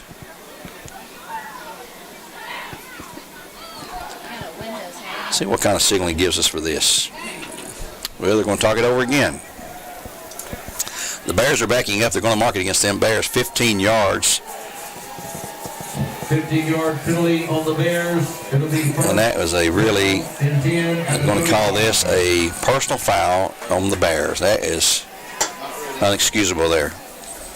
I mean, he was just kind of giving the stiff arm coming over, and then when across the sideline, his hand slipped up under his face mask and pushed his helmet clean off. It'd be 1st and 10 for the Bears. That was a live ball foul. Back goes Cook throwing out there, throwing way deep for Stovall, and overthrew him. 2nd down and 10 coming up at 4:05 to go. Stovall incomplete. For 2nd and 10 coming up, the Bears have it at the 35-yard line in their territory with the lines up 17-7. We'll give you all the scores we can get you on the Elders Ace Hardware scoreboard in our post game. And our stats brought to you by Waste Connections. We have a Dale Segan player of the game for you as well. Clock stop 4:05 with the incompletion, 2nd down and 10. Cook's got a good arm on him. He's just a young freshman. Talked to his dad before the game tonight. Hand off to that's Landon Scott. He's got the 1st down and then some. He's still going, and there's another flag. Oh, my goodness. He's all the way down to the 43-yard line in Lion territory. Let's see what this is about. He ran from the... So 15, that's a 22-yard run for him, and the penalty, I believe, is on Red Bank. Yes, it is, from the 43. Let's see what kind of call this. Personal foul. That's a 15 face mask. 15-yarder. 15 on top of the 22-yard and push the ball all the way down to the Lion 28, which is a 1st and 10 for the Bears and Cleveland Ford. At the Lion 28 at 3:58 now in the game. And that stopped the clock for the Bears, too. Yeah, well, he's out of bounds, too, and he sure did. And, of course, we got all 3 times out left. Red Bank has 2. Phelps in motion, and here's a sort of a counter handoff down to the 26. It may be Landon Scott. Let's see when he gets up. Get a number here. On the carry. That's Gentry, number 3 on the carry. And he'll get just a couple. It's going to be 2nd down and 8 after a 2-yard gain down to the Lion 26-yard line. And the clock is running on the running play now at 3:33 to go in the game. Bears down 17-7. At some point, you're going to have to go to the end zone. Ayers Cook going out in the pass to Stovall, complete to the 20 to the 15, where it'll be a 1st and 10 for the Bears, and Cleveland Ford at the 15-yard line. 10 for the Bears. So a nice little gain right there of, let's see, about 12 yards to the 15. Bears quickly now coming out of the huddle. Phelps in motion. They'll hand it to him. He'll hit the middle. He'll fight forward from the 15 down to about the 12. It's going to be second down after a 3-yard gain. Call it 2nd and 7. We're going to be under 2 minutes, or under 3 minutes when the ball is snapped again. By number 12, Eugene Robinson. In motion again, Phelps. And there's a pass. Looks like Cook caught his own pass. Well, I think Was he it got his tipped up? hand. Somebody tipped it up and he caught it. So there's a completion for Cook. No gain. Not good to catch your own pass. That means you're not going to get anything. Second down and 10 coming up. 3rd and 10. 3rd and 10. Under center again quickly. Cook back. And there's a flag on the Bears. Procedure penalty again. They're trying to go to a hurry up out of the wing, and that's tough to do. 5-yard mark off 3rd and 15 now. Ball back to the Lion 20-yard line. 2:27 in the game. Well, if you score, you're going to have to go for an onside kick. There's no doubt about it. Oh, yeah. You have no choice. Bears to the line. 2:13, clock ticking. Let's go, guys. Let's go.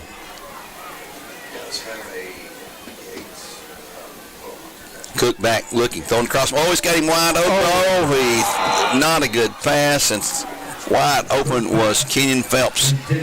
How he come wide open, I don't know, but he was wide open. And here comes the heavy team in here. We're going to attempt a field goal. Holden White's going to attempt one from the 27, making a 37-yard kick, and the clock stopped at 2:02. And he is pretty much straight on. Boy, that would have been a sweet touchdown there.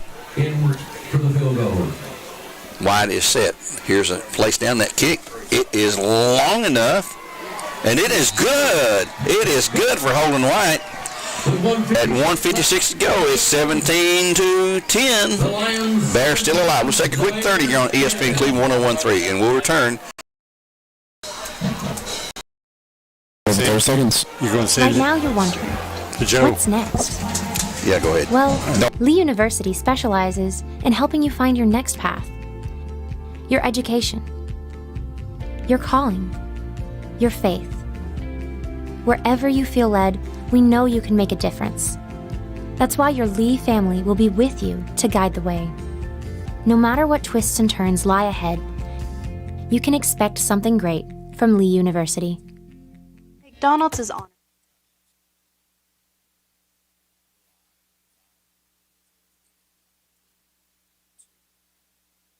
The Bears have fought back from a 17-0 deficit, making it 17-10. Minute 56 to go. The Bears going to kick off.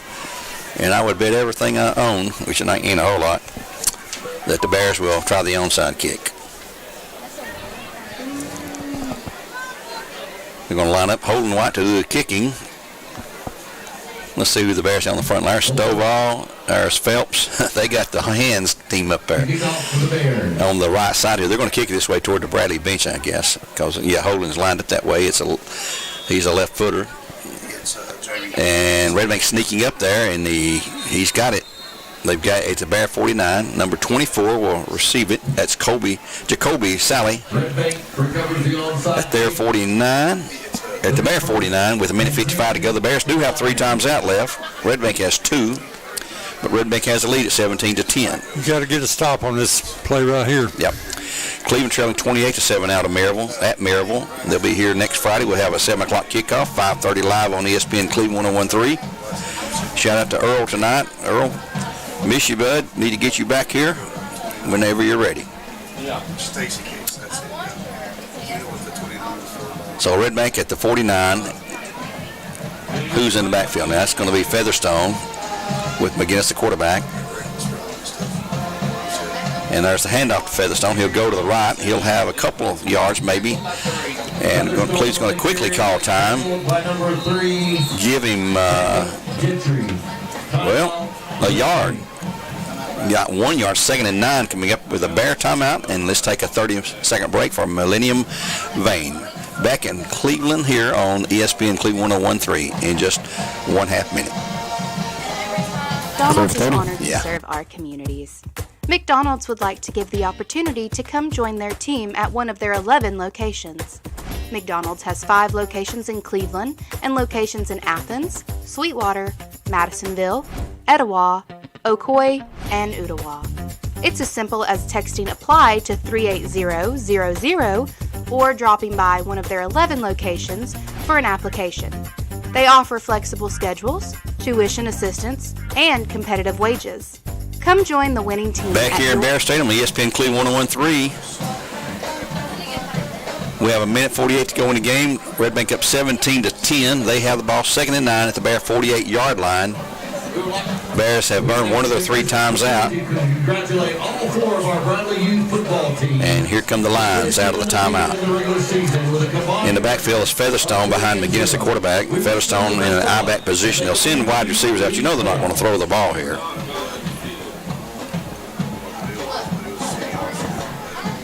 Play clock's at 17, but the game clock is stopped. McGinnis, and there's a flag on the Lions.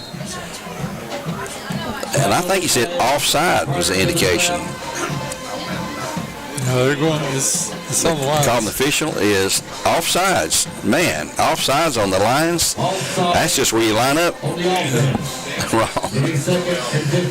Well, 2nd and 14 now. We'll take the penalty. No time off the clock in that case either. 49-8 final from Walker Valley. 49-8 final. That's a final. 49-8. Walker wins over Pure Academy.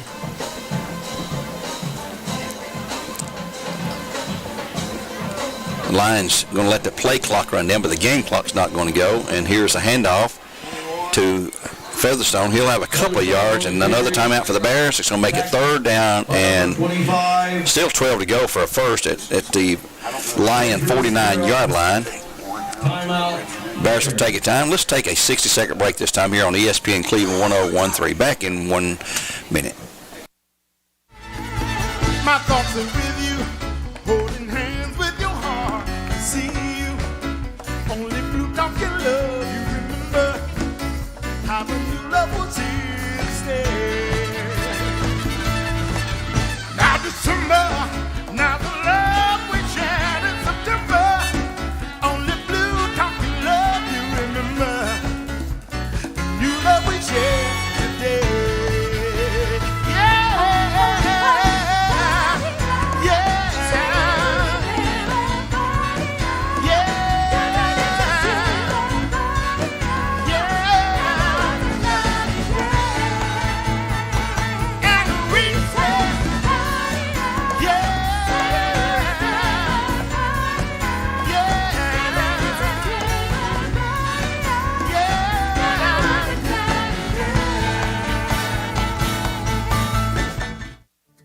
The snap will go to McGinnis. He's going to be hitting the backfield. He'll lose yards. It's going to be 4th down. The Bears call their final timeout. It's going to be 4th and long for the Lions back at the 47-yard line. 4th and about 14 to go. So the Bears will get the ball back with 1:36 to go, but no timeouts remaining. They'll burn their final timeout here. I'd like to tell you about our good friends at Dodge Ram down on exit 20 on I-75. 0% financing available on new 2024 Grand Cherokees. 0.9% financing for 72 months available on new 2024 Rams. Don't miss our large selection of certified Crown Commerce vehicles, including a powertrain vehicle for as long as you own the vehicle. Also, all pre-owned vehicles come with live market pricing to ensure you get the best deal in town. With Crown Credit Confidence, Crown works with 12 different lenders to help you find a competitive loan. Crown CDRG, that's Chrysler, Dodge, Jeep, Ram of Cleveland, the better way to buy, down there on exit 20 I-75. The Bears break the huddle. Timeout is over. They'll come back out to midfield.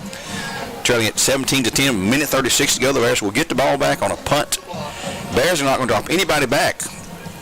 They're going to go for the block here, I think. Nobody back deep to return it.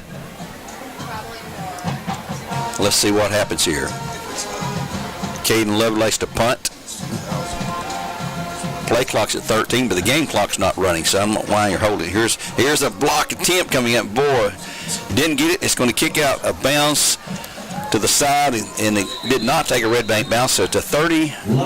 Let's see, I believe the 32. Yeah. First and 10 for the Bears at the 32 with 1:28, but no timeouts. They trail 17-7. Bears have no timeouts, but the Lions have 2 if they should need them for whatever reason. I'm sure they don't want to stop the clock. No, you just won't about have to throw the ball. Yeah, there's no option except to throw the ball and get to the sidelines. Yeah. And get out of bounds. So Stovall will be. He's not even out there, and quickly we get another man on the field for the Bears. Here's Cook's pass tipped, and is it caught? Yes. Been best if he hadn't caught it. That's going to be Tay Lindsay, pass complete for about 6 yards. 2nd and 5 or 6. And he's going to spike the ball. So here you go on 3rd down, right at 5 to go. As time was running at 1:08 now. 3rd down coming up for the Bears. The ball is at the 38-yard line, Bear territory, where the line's up 17-7. Bradley desperately trying to save time on the clock. Stovall out wide right. You know they're probably going to try to get him downfield on a high lob, I would guess. Cook back, and there's a pass out in the flat to Stovall, complete to the 45. He's quickly out of bounds. We'll have a 1st down for the Bears on a 7-yard pickup to the 45. 1st and 10 for the Bears in Cleveland Ford, 1:02 to go. So slowly eating up some yardage. You're going to have to go down the field sometime, though, folks, and gamble that they can complete the pass. Ollie Scott into the game for the Bears now. Bears taking their time looking at the sidelines. They don't have to hurry because there's 1:02 to go, and the clock is stopped. As Tyrese got out. He's had a great night tonight for the Bears. Bears set. Cook back, looking, throwing it. He's throwing it out there to Stovall. It's going to be out of bounds, incomplete. It's going to be 2nd down and 10 to go. Intended for Tyrese Stovall. Stovall was a target. Boy, they're triple teaming him now. I mean, he can outleap the to get the ball to him. 2nd and 10. Clock stopped at 55.9 in the game. Lions hanging on by 7 at 17-7. Walker Valley final score was again 49-8 over Pure Academy. Cleveland was down 28-7 in their game, 3rd quarter. I think you'll see an all-out blitz for the Lions. Cook back, and he's going to be hit and sacked. He will go down, and they had everybody coming. It's going to be 4th and long for the Bears. Clock running at 47. They can't stop it. They can't spike it. 3rd down. It's 3rd down. Stovall way downfield. Had to wait till he got back upfield. Clock at 37 running. 3rd and 17 after a 7-yard loss. Cook back, sacked again. 4th down. No, he got the handoff to Phelps, but then he has additionally thrown back to the 26, so at 26.6, Red Bank will take over 26.6. All right, GG's, we lose. Where's that, 4th down there? Yep, it was 4th, yep. They're slow on the yard down marker over there tonight. 26.6, looks like the Lions can take a knee. 26 seconds to go on the game clock. You have a 25-second play clock. So if he runs a couple of yards, it's going to eat up the clock, and they're going to have Featherstone way back about 20 yards behind the line of scrimmage in victory formation. And the Lions looks like they'll pick up another win here. Been a good battle here. The Bears fought back after getting down 17-7. McGinnis will take it and take a knee, and I think that's it. That's going to be the game. They have not enough time to get another playoff and don't need to. So, Coach Damon Floyd's going to lead his squad across the field to shake hands with Ted Gatewood and his group. And the Lions will win this game. 17-10 will be the final here on ESPN Cleveland 1013. 17-10, the Lions win it. Bears will drop to 3-5 with 2 games remaining in the regular season. Let's take a time out here on our post-game show, and we'll come back, look at the Waste Connection stats, Elder's Ace Hardware scoreboard, and wrap things up from Bradley Central here. Back in 2 minutes with more live coverage on ESPN Cleveland 1013, where games will provide you by Wholesale Supply Group. Clear for 2 minutes. CRTC to me is a calling that God placed on my life to really step out in faith on something that I didn't think I could do.